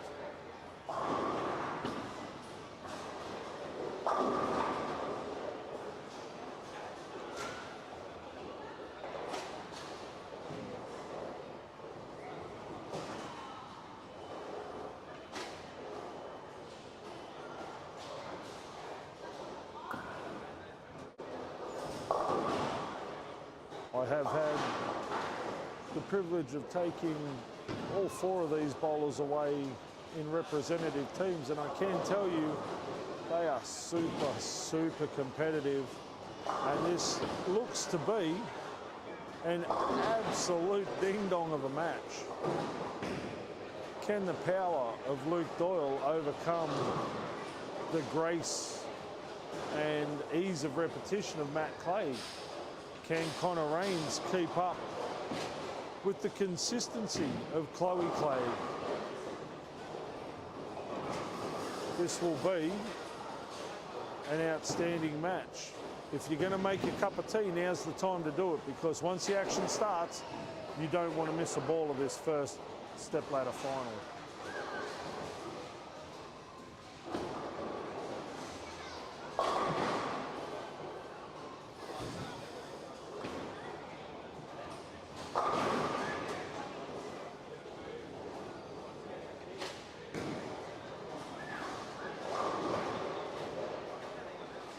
Luke Doyle's just finishing up his last ball of warm-up.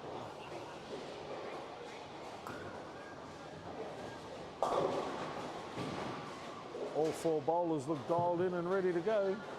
Okay, come up around the books for our semi-finalists, please. Connor and Luke versus Chloe and Matt. 1 game roll-off to determine who plays top qualifier. Good luck and good bowling.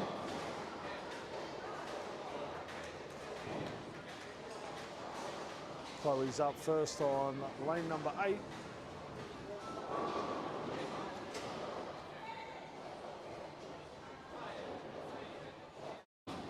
Gets through that one nicely. Got a little skinny, got the hold though. She punches a pocket, as I said. She had the bounce at the end of that last game. Connor Rains, picture of concentration. Gets through that one nicely. Can't quite get it back to the head pin. Found a little bit of hold outside 5. Now bear in mind, Connor is playing wider than everybody else in the field today. Now this could be an advantage. He's playing a fresh part of the lane. Matty Craig goes a fraction high, leaves a 10. That's actually not a bad result, given what we've seen over the last 2 days. Usually you go high and Greek Church and a big 4. Connor Rains with a solid spare. Luke Doyle stepping up.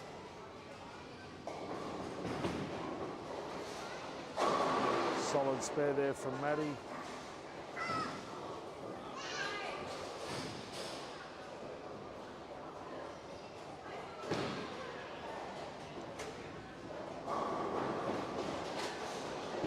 Luke lets rip, gets that one wide, likes the look of it, splashes the light pocket, gets the carry. We are all square after one frame. Connor Rains has a very, very methodical setup, goes through the same routine, which is really good to see. Now you will notice he has made a massive move left on the right-hand lane.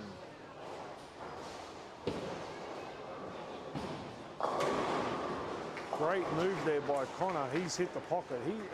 He's hit light and got the carry. Chloe can't quite get the same mix. She leaves the 2-4-5. Now we did see Connor on the left-hand lane bowl straight up 5. Couldn't get the ball back to the head pin. With all his knowledge and experience, he's made a massive jump across the lane.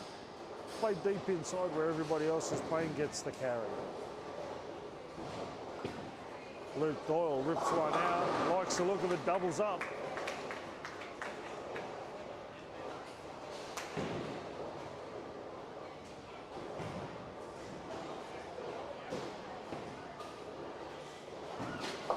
Chloe with a nice spare.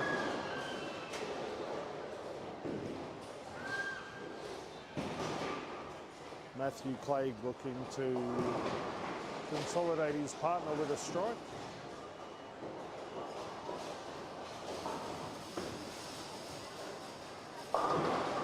Ooh, hits the pocket, can't quite kick out the 9. That's all right, still early on in game number 1.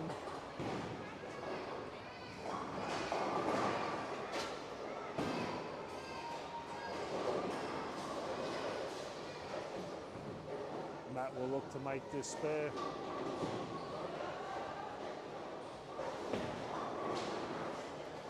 Solid spare there from Matt.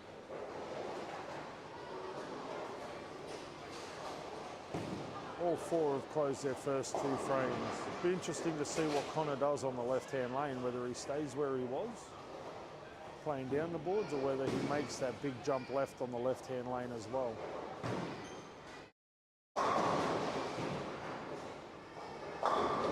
Chloe hits the pocket, can't quite kick the 10. She gets the wobble, but not quite kicking the 10.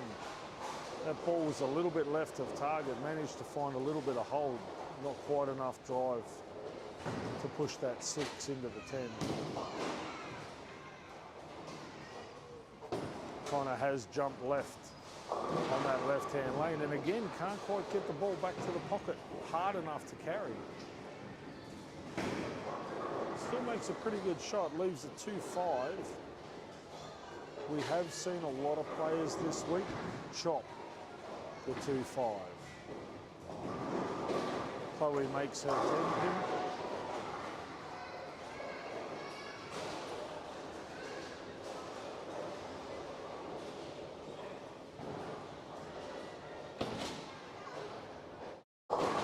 Connor makes no mistake with that spare. Matt Clegg looking to get the radar happening. He's jumped in front of the ball return on the left-hand lane.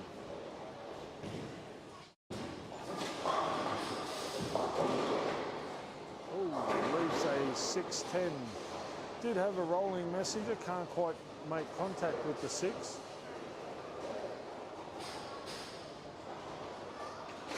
Luke Doyle looking for 3 in a row. Winds up, flushes the pocket. Now remember, there is still prize money up for a 300 game. Luke Doyle is alive with the 300. Oh, Matt Clay chops the 6 off the 6-10. This is the disadvantage of using a reactive ball for a spare.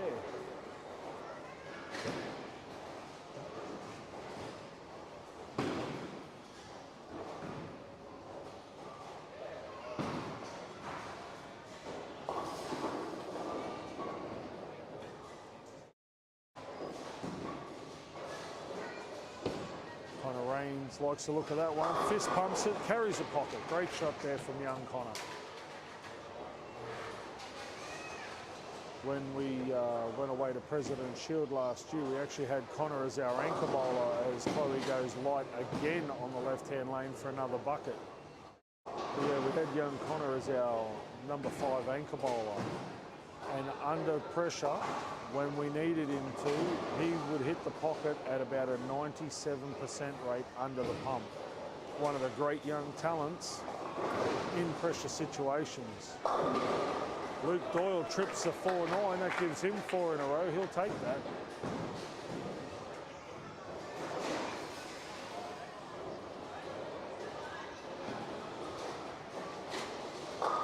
Chloe solid through 4 frames.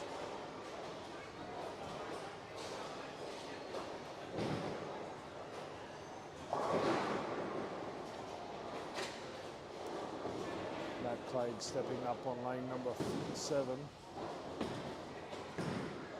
He too can't quite get the ball back, like he missed it at the bottom of the swing.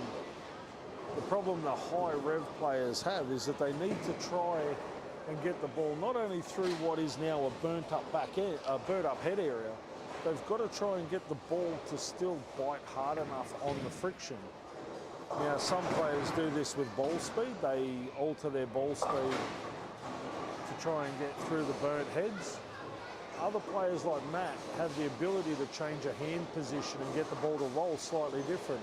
The disadvantage to that is if they miss the bottom of the swing, they have a tendency to what we call skate through or miss the break point, which is exactly what happened to Matt just then.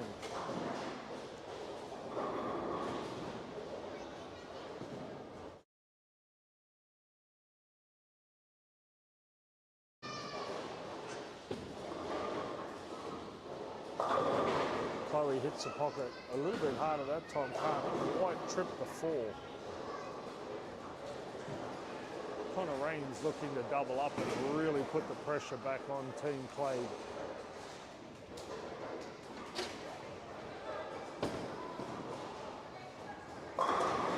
Great shot by young Connor. Absolutely smooth as silk. Beautiful to watch.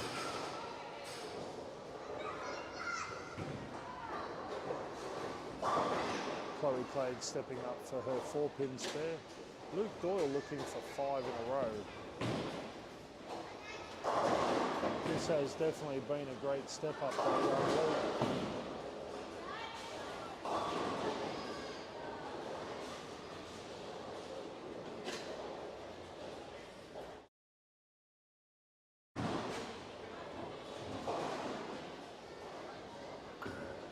Let's rip with that one. Likes to look at it. Trips a 4 again for 5 in a row. That's 2 trip 4-9s in a row. Maddie Clegg flushes the pocket for a strike. This is still anyone's game. 41 sticks down with 5 frames to play. One mistake from either side could pretty much spell the end.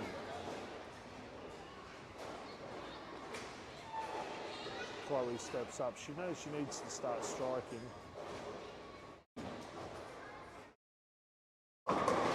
Oh, she got that one a little further inside. Manages to catch the oil. Slides through. The ball just had no drive, unfortunately. So she's left herself a 5-7.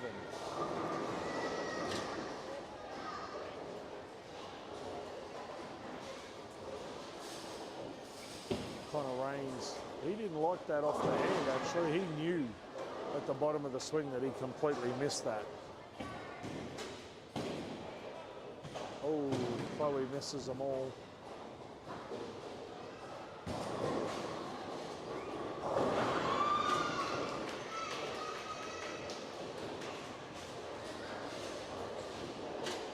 Connor looking to consolidate his double with a spare.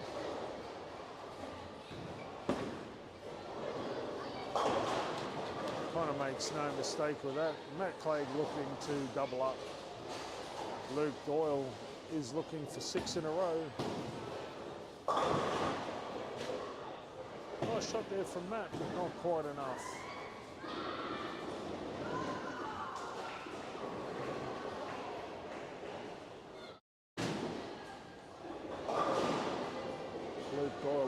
for 6.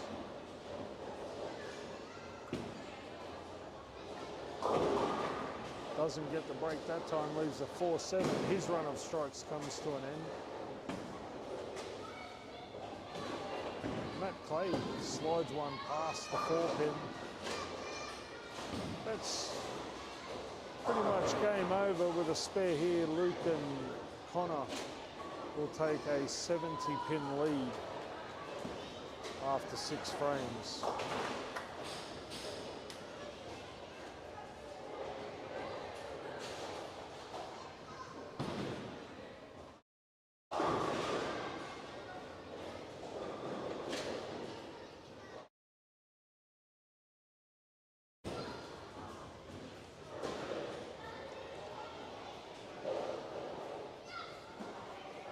Chloe and Matt are pretty much in damage control now.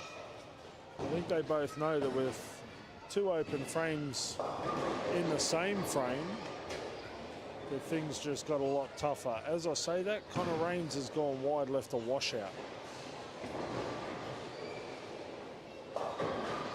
Chloe goes high, leaves a 3-6.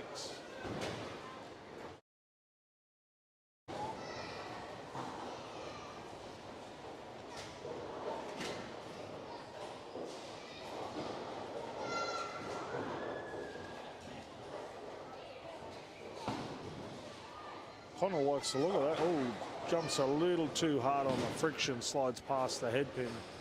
He takes 2.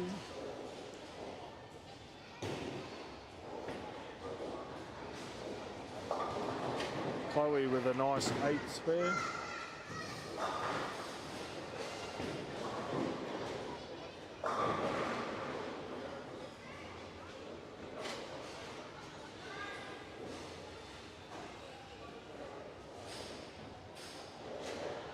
Luke Doyle looking for a strike after his 8 spare. He flushes the pocket. He's still throwing at 278 pace.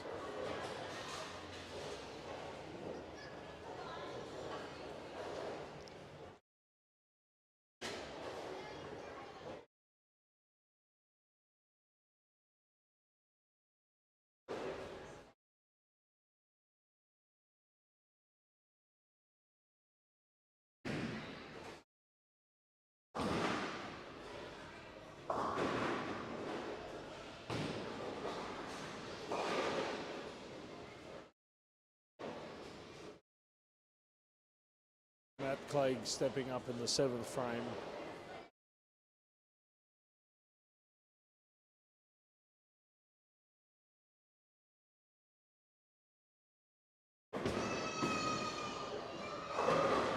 He carries. Great shot there by Matt.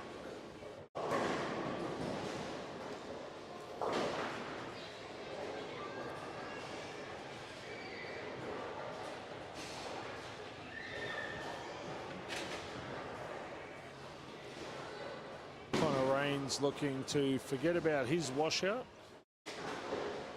He's stepping up on the right-hand lane.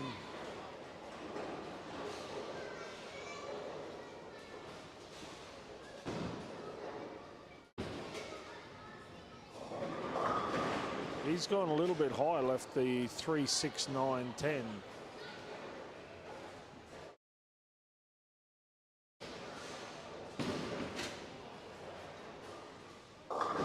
Chloe goes high as well, leaves a 3-10.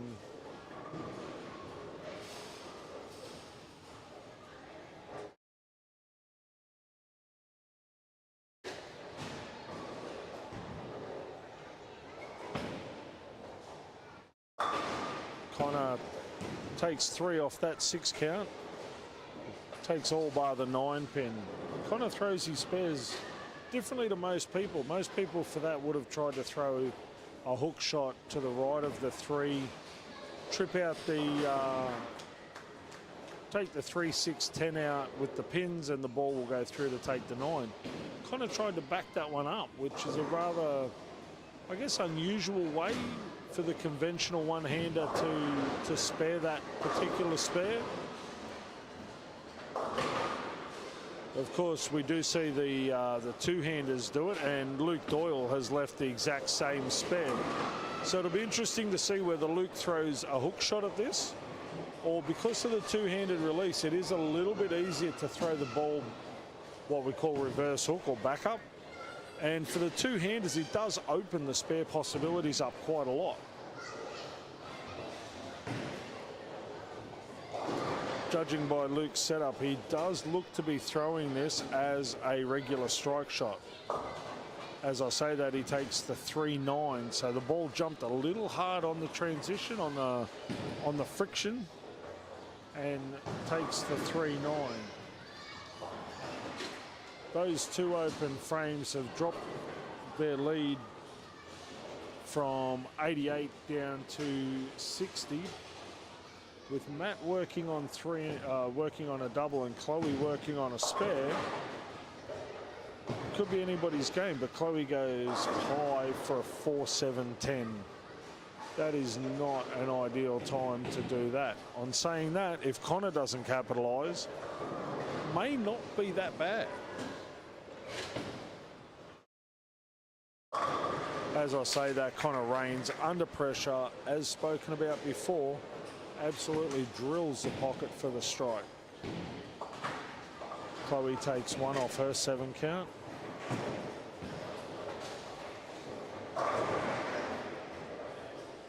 I think both her and Matt will be a little bit disappointed in their shot execution in this match.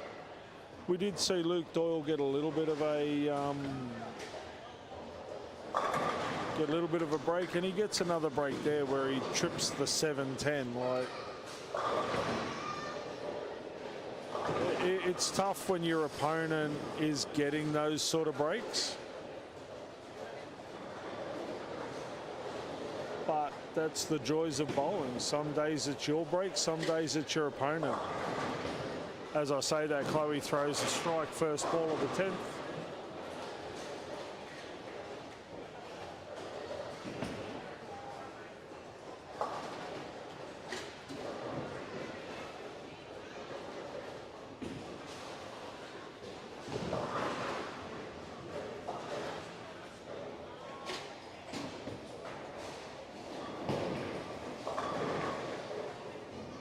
Chloe and Matt will bow out of this game.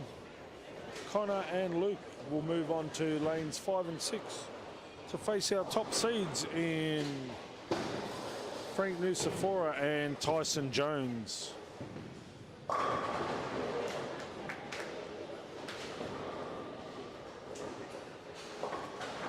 Chloe finishes off with a 164.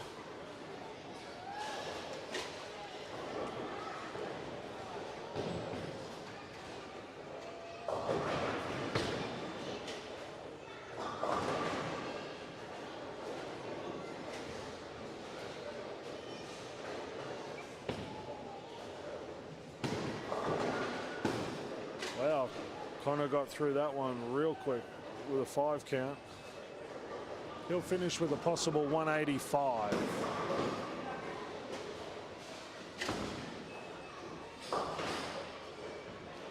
Matty Clegg with a 8 spare in the 10th.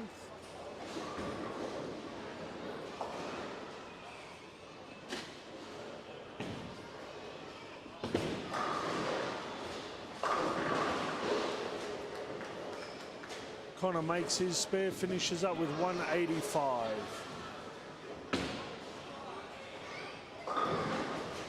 Matty Clegg with a 9 in the bonus ball finishes with 180. They finish with a 352 block.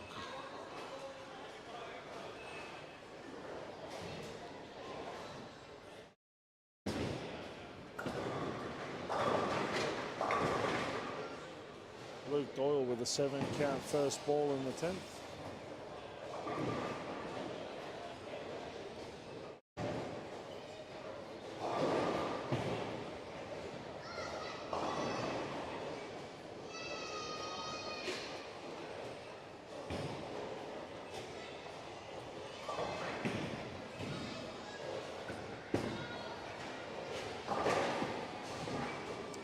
Luke Doyle with a spare, he can bowl a possible 224.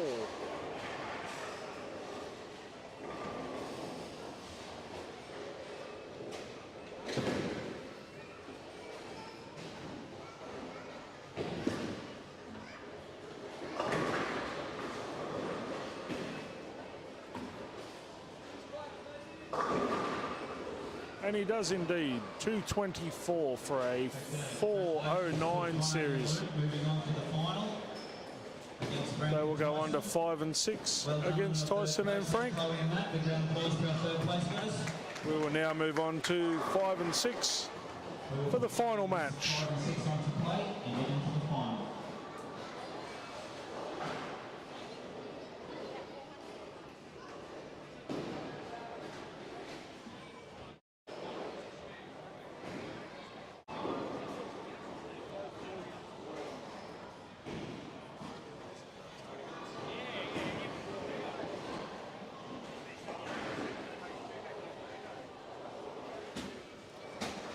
Tyson and Frank have decided to start on the right-hand lane. They will play young Connor Rains and Luke Doyle.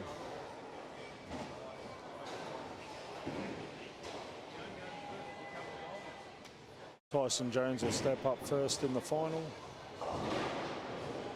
This is, of course, a one-game match. There is no repechage for the top qualifier, so it all boils down to one game. Tyson got that one through about 22, hits the pocket, can't quite kick out the 10. Not a bad start. Remember, these boys have sat out a game while Luke and Connor are coming in fresh. They have had a few warm-up shots on a practice pair. Connor Rains goes through the head pin, leaves a 6-10. Solid spare there by Tyson Jones to open up the first game, or first frame of the final of the 2023 Mackay doubles. As Connor steps up for his spare, I will take this opportunity to thank our amazing sponsors, PBSA for their 300 game award, Billy's Pro Shop and 10-pin bowling supplies for the Mystery Bowler Award. Of course, Anna Elvison and her fantastic staff here at Mackay 10-pin Leisure Centre. And our outstanding major sponsor, the Mike Carney Group, for all your driving requirements, four-wheel drive and off-road, camping and outdoors, new and used as well as luxury. Please go and see Chris and the gang at the Mike Carney Group. Luke Doyle picks up where he left off in game one with a strike first frame. Frank Nucifora, after hitting the pocket leaving a 7, is going back for his spare, which he covers with confidence.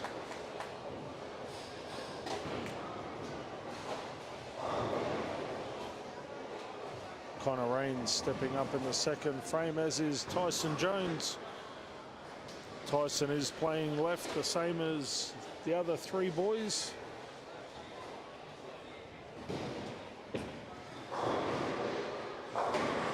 Tyson goes light, which seems to be the high percentage shot for the lower rev players. Tyson is what we classify as a speed dominant player, meaning his ball speed is a little quicker than his rev rate would normally allow. However, on this particular pattern, Tyson is able to play fairly deep and still get the same reaction as the guys with the higher rev rate. Connor Rains is exactly the same. That time he threw the ball a little bit wide, where Connor's been playing sort of through about 17, 18. That one he got through just wide of 15, and you could see that he didn't quite have the rev rate to get the ball back. Luke Doyle's got a little bit more forgiveness to the right.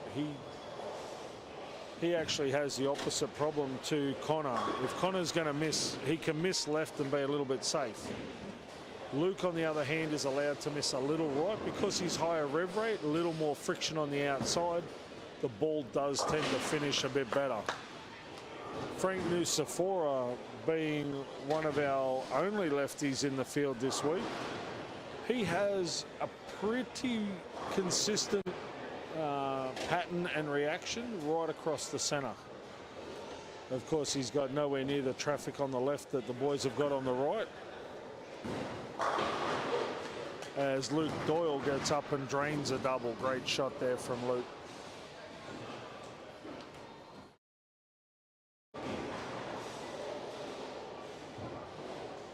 The one thing we do find with the left-handers, though, because there are so many right-handers bowling around that 20-25 mark. Frank actually has to play through their crossover, and he does occasionally get a little bit of the unders and overs, but nowhere near as bad as the right-handers.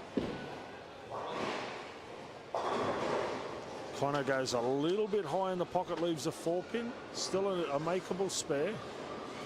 Tyson Jones gets that one through about 22. Gets the break, kicks the 5 out of the 5-7, which we saw his daughter Chloe leave in the previous match. She couldn't quite get the ball back to finish hard enough. Doesn't quite kick the 5. That time Tyson did get the break and kick the 5. So Connor makes no mistake with his spare, and we're clean through 3 frames.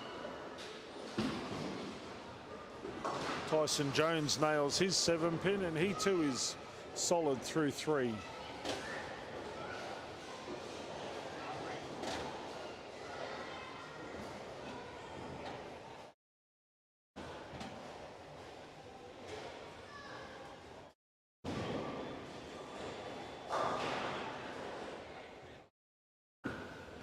Connor lets rip. Oh, Luke trips the 9.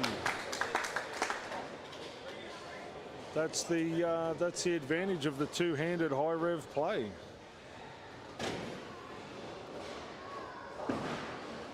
Frank got through that one nicely, punches a pocket. He carries a strike of his own. He's not giving Luke that much room.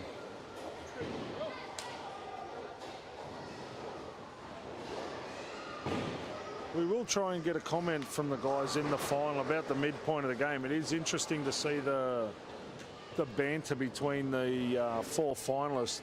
These guys, as I said, are good friends off the lanes. On the lanes at the moment, they are playing for all the glory. So Tyson Jones, much better pocket shot. Can't quite kick out the 10. He's still throwing the ball solid through 4 frames, though. Connor Raines, we have seen miss a little bit right, but he has been super consistent throughout. That one there, he bled a little bit right as well. Goes light, leaves a 2-4-10. Tyson makes no mistake with his 10-pin. Connor Raines, you could see, got a little bit tight through that shot. We will have a chat to him at the end of this game about that shot. I don't want to have a talk to him mid-game. That would be unfair on either opponent. So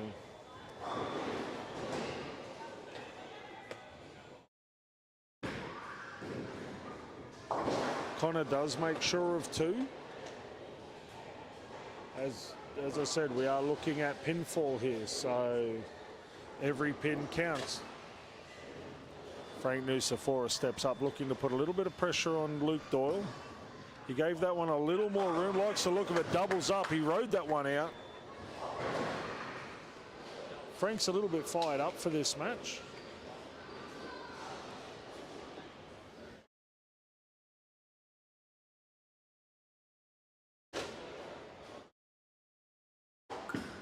Luke Doyle likes the look of that one. Goes light. Can't quite kick out the 10.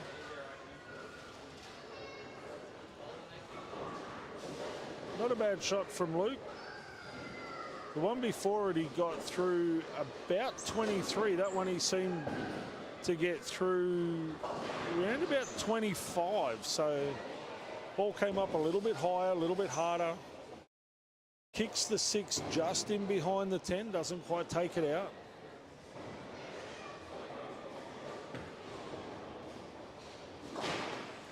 Solid spare there from Luke. We're all clear through 4 frames.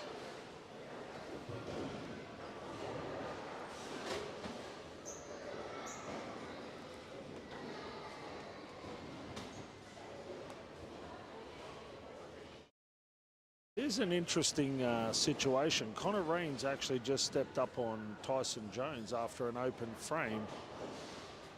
I think the idea behind that is if he can throw a great shot, which he has, leaves a 2-pin, but if he strikes there, he lets Tyson know that that open frame doesn't really bother him. Tyson goes a little high, leaves a 3-6. Again, in that matchup, Tyson is in the driver's seat. Connor did, I think, pull the right rein there in getting up and just trying to let Tyson know that, hey, it's only one open, I'm still here. And we all know that Connor's spare game is just exemplary. He really is. As far as the young players go, he is really one of the best sparers in the game at the moment. You can see, even though Luke and Connor do play much different techniques, they are talking about the lane condition. They're talking about how it's playing, where it's playing. And you can see these two young guys are really, really feeding off each other.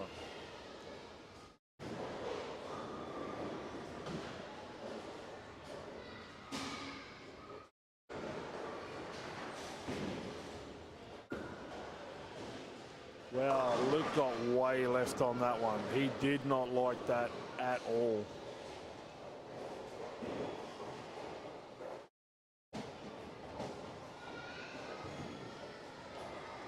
Frank Nucifora puts his ball down. Something obviously not quite right. He's reset himself. He's in no hurry to throw the shot, so...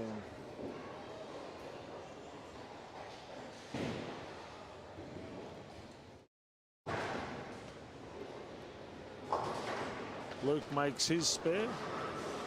Frank will go through his pre-shot routine again. Again, you will find that all four of these players have a very stringent setup routine. Frank got a little bit inside of target, goes high, leaves a 4-7.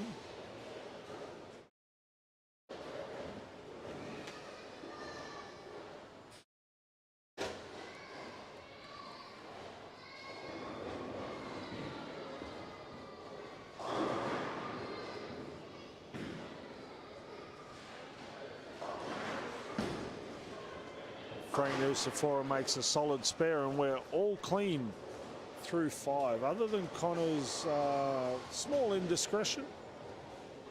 And Team Jones Nucifora has a slender 4-pin lead over Connor and Luke.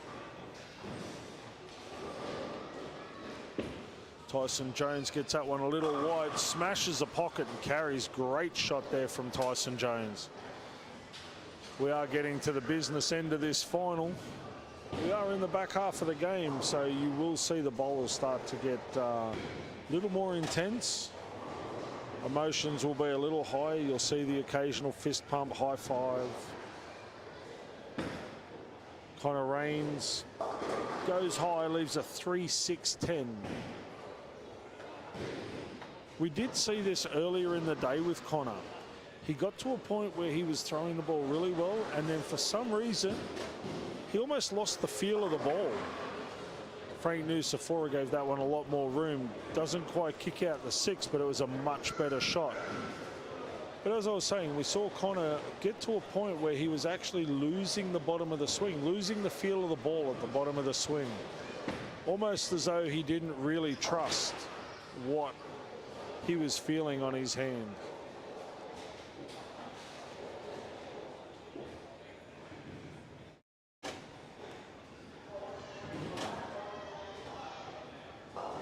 Connor Rains that time just skates one past the 3-pin. As I said, we are getting to the business end of this game. We are getting to the point, nerves will play a part, and yeah, for such a young competitor bowling against two of North Queensland's more reputable players, it's not uncommon to see a slight mistake. Luke Doyle, on the other hand, gets up, drains the pocket. Frank Nucifora makes his spare.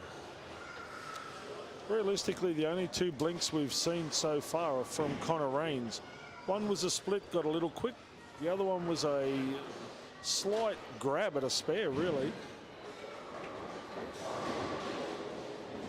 It is interesting to see the dynamic in the players area. All 4 players were up near the ball return at the start of the game.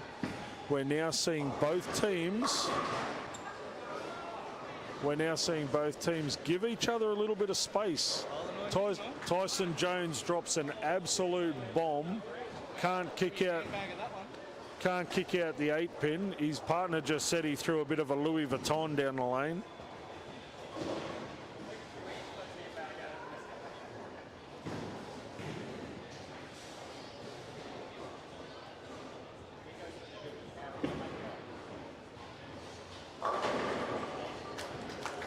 Connor gets up there, throws a nice shot. After an open frame, that's a really good comeback. Solid spare there from Tyson Jones. Probably deserved a strike, but at some stage through the day, he's probably tripped a bad fall, got a good carry, and that's just the bowling god saying, you know what, we'll give you one back. Luke Doyle's looking to double up as Frank Nusafora is looking to get back on the path of strikes.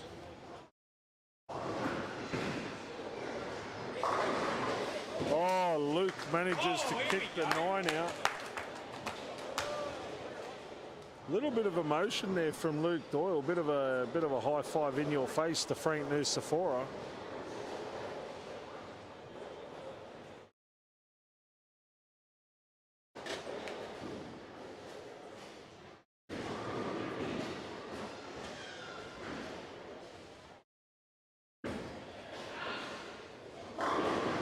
Frank Nusafora doesn't let it disrupt him. He gets through that ball, smashes the pocket and carries.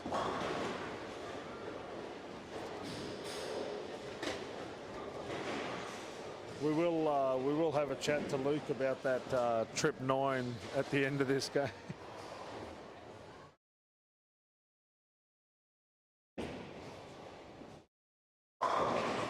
Tyson Jones with a strike in the 8th frame. He's solid through 8.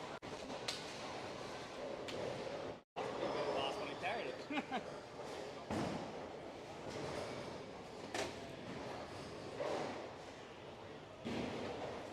All right, Connor Raines is up on the lane that he probably least likes at the moment. He has gone 2-4-10, 3-6-10, both with opens. Has he made the adjustment? He gave that one a little more room, a little slower on the ball speed, carries the double.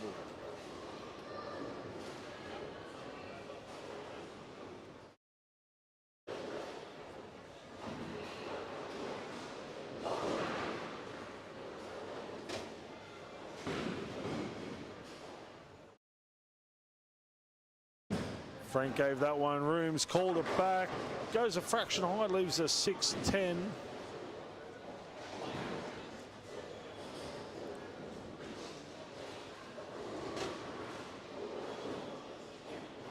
What can Luke Doyle do? Working on a double.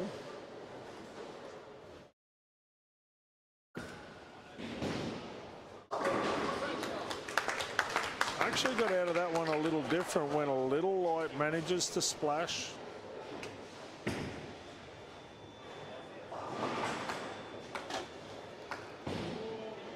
With that strike there, Connor and Luke will take about a 12-pin lead into the 9th frame.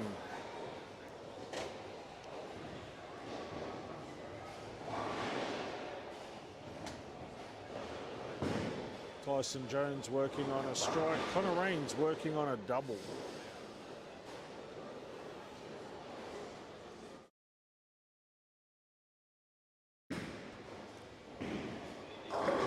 Oh, Tyson does a Luke Doyle and kicks out the 5-7 late.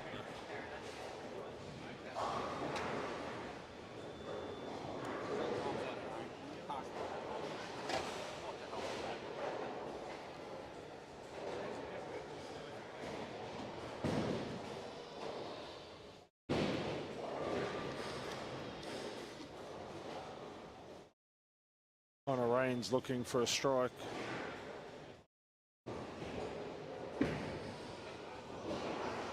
Wow, got way quick on that one. Misses the head pin altogether, leaves a 1-2-4. You could see Connor get a little quick with his feet, but again, misses it at the bottom of the swing. This has been Connor's issue all day. Gets a roll, almost tries to finesse it into the pocket and just misses the bottom of the swing altogether. Frank Nucifora with a 2-7, probably not the right time to throw that.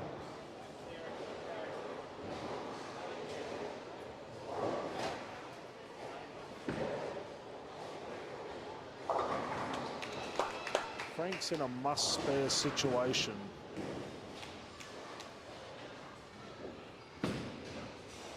And Frank's chopped the 2 off the 2-7.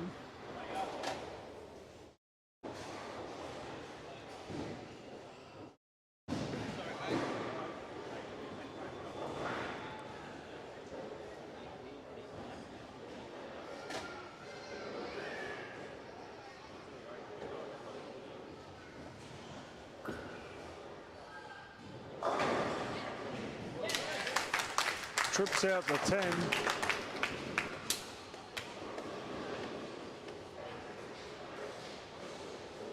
That carry there could be the tournament for Connor Raines and Luke Doyle.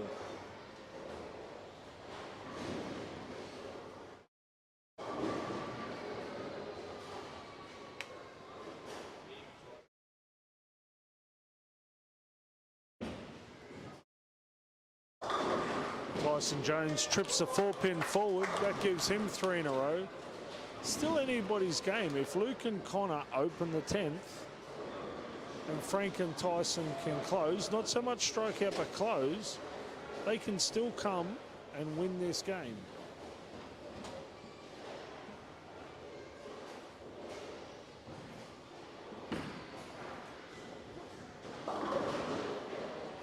Oh, Connor gets a really good break there, manages to push the 7 out of the 6-7-10.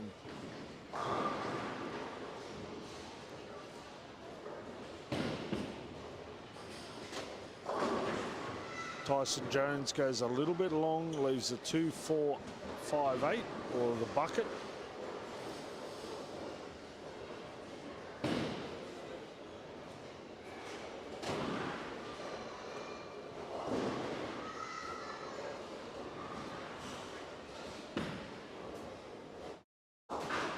Solid spare there by Connor Raines.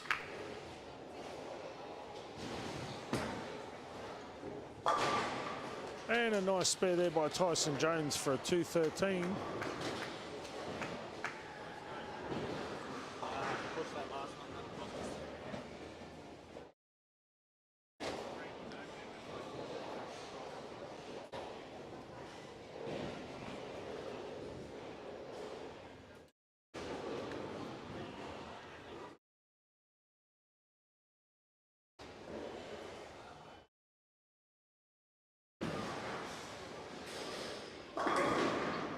Solid 9-pin to finish, 172 for Connor Raines.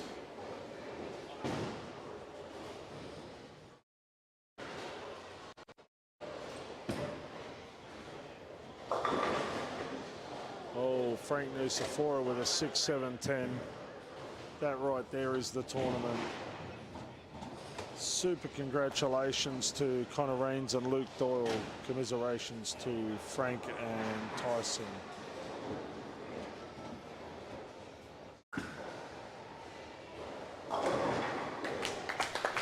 Luke Doyle's just up there free rolling at the moment.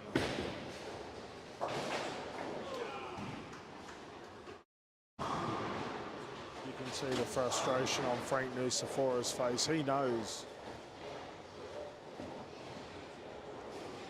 Tyson and Frank finish with 393. Luke Doyle's up there just free rolling at the moment. He has got a shot a mile wide.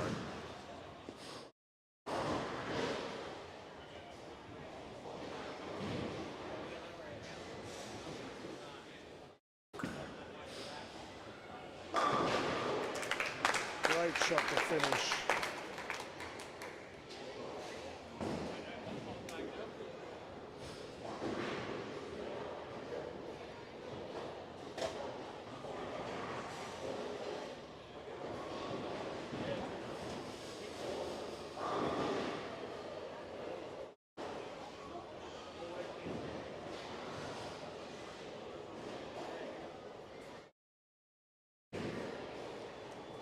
Luke Doyle looking to strike for a 267.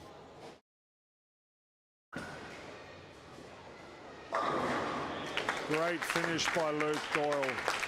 Congratulations to Connor and Luke. 439 defeating Tyson and Frank 393. Some great bowling there by all four players. Some really good sportsmanship too in the final. Stay tuned, we will be back for the presentation in about 10 minutes from now.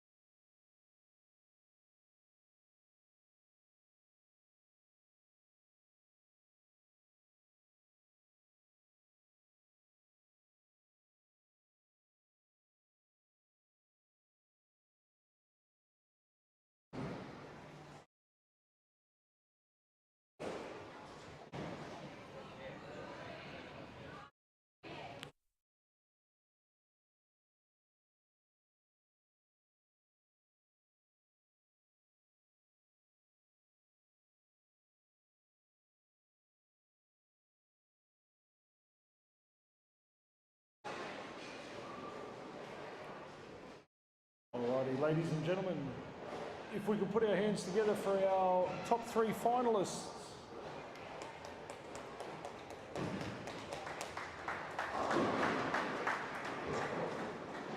We did see some great bowling over the weekend, so congratulations to everybody that competed, struggled and strived and succeeded over the course of the weekend.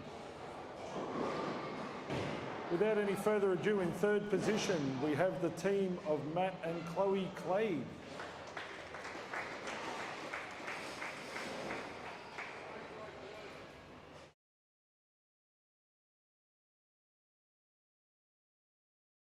Congratulations, Matt. Well done, Chloe.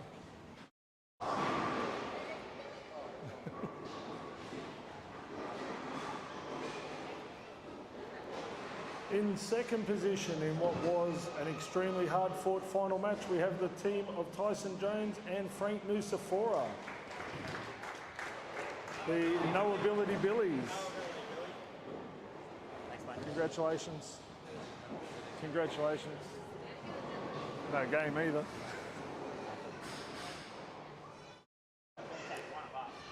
And our champions for 2023 Mackay Doubles, the team of Connor Rains and Luke Doyle.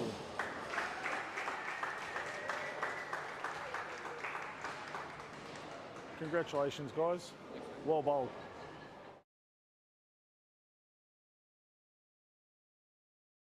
If I can get all 3 finalists for the official photos.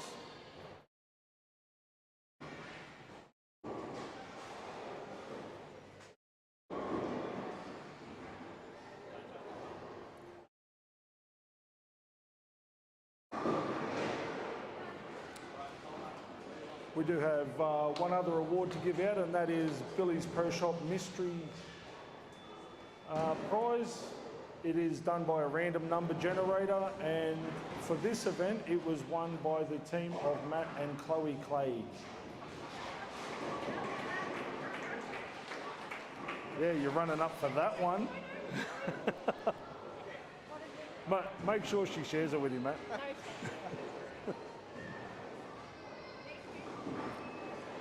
Okay, I would ask the 3 finalists to hold back just so we can do a online interview for our sponsors and the live stream. Don't forget, our third event is in the fantastic Mount Isa on the 20th of May, weekend of the 20th and 21st of May. Entries will be out by lunchtime tomorrow, so please jump online, book your spots, and look forward to seeing you all out in the Isa. Those of you that are travelling, drive safe. Thanks, mate. We'll do it all again in 2 months. Did you thank Anna and everyone on that? Just before everybody disappears, can we please give Anna, the back-end staff, the front-end staff that have been here since sparrows in the morning till the wee hours of the night, massive, massive thank you to Anna and her outstanding staff.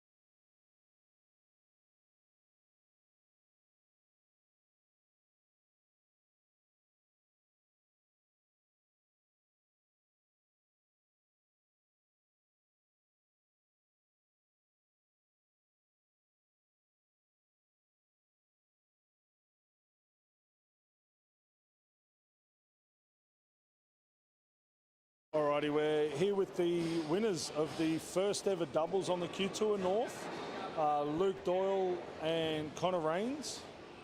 Congratulations, guys. How did you find it? Very, very tough. Yeah, I kept saying to Connor, we just keep doing what we need to beat our points. We don't have to shoot big games to get us there.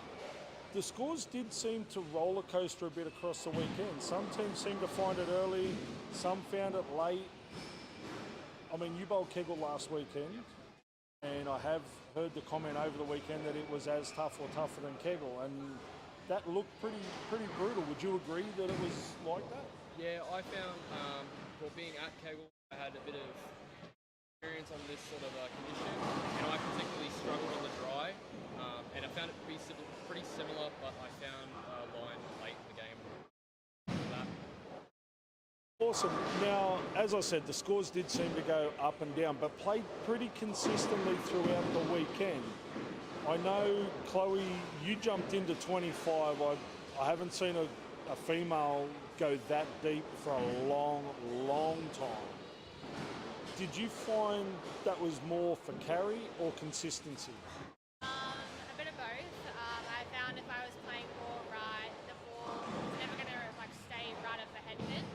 So I just had to jump left. There was no other option. It's not the most comfortable spot to play, but when you have to do it, you have to be able to do it. So. Now, I know you normally play that left to right with the higher rev rate, but I noticed you didn't have as much bleed to the right as you normally would. Did you, I mean, you play a lot straighter than the rest. Did you find that as well? I found it very, very tough because, as you said, I'm always playing straighter. But I guess I now know what I need to work on. So if I go to tournaments and I have the same thing, I'll be better at it. Now, I noticed in the first game of the final against Matt and Chloe, your first ball you threw outside 5, skated past the head pin, then jumped 20 boards left and played deep. Was that, I noticed you were talking a lot together. Did you find that was something you came up with together, or was that a choice you made on your own? That was just a choice I made on my own because on practice ball, I found that the outside of the lane, really far out, still had oil there. But it was just, I found it was just too much to really handle, so I jumped back inside and played my blind nose lane. Now, I guess the big question, first ever doubles format in a Q2 North. Did you enjoy it? Yeah, it was good. Yeah, something different. It's not something that we get to bowl very often. It's either, a 5-man team or a singles event. So having the option of a doubles is always nice to be able to mix it up. So moving forward, it's a positive change and a positive, I guess, addition to the Q Tour? Yeah, I'd say so, yeah. Awesome. Well, thank you very much for your time. Again, congratulations on the win. Congratulations on the top 3. And look forward to seeing you all in Mount Isa in May. Thanks, guys. That concludes the Mike Carney Q Tour from Mackay. Like to see you all again out in the fantastic Mount Isa on the 20th of May. Massive shout out to Chris and the crew at the Mike Carney Group, Graham Clark and the crew at the PBSA, Billy's Pro Shop and 10-pin bowling supplies, and of course Anna and her fantastic staff from Mackay. From me, Bill Gardner, it's goodbye and safe travels.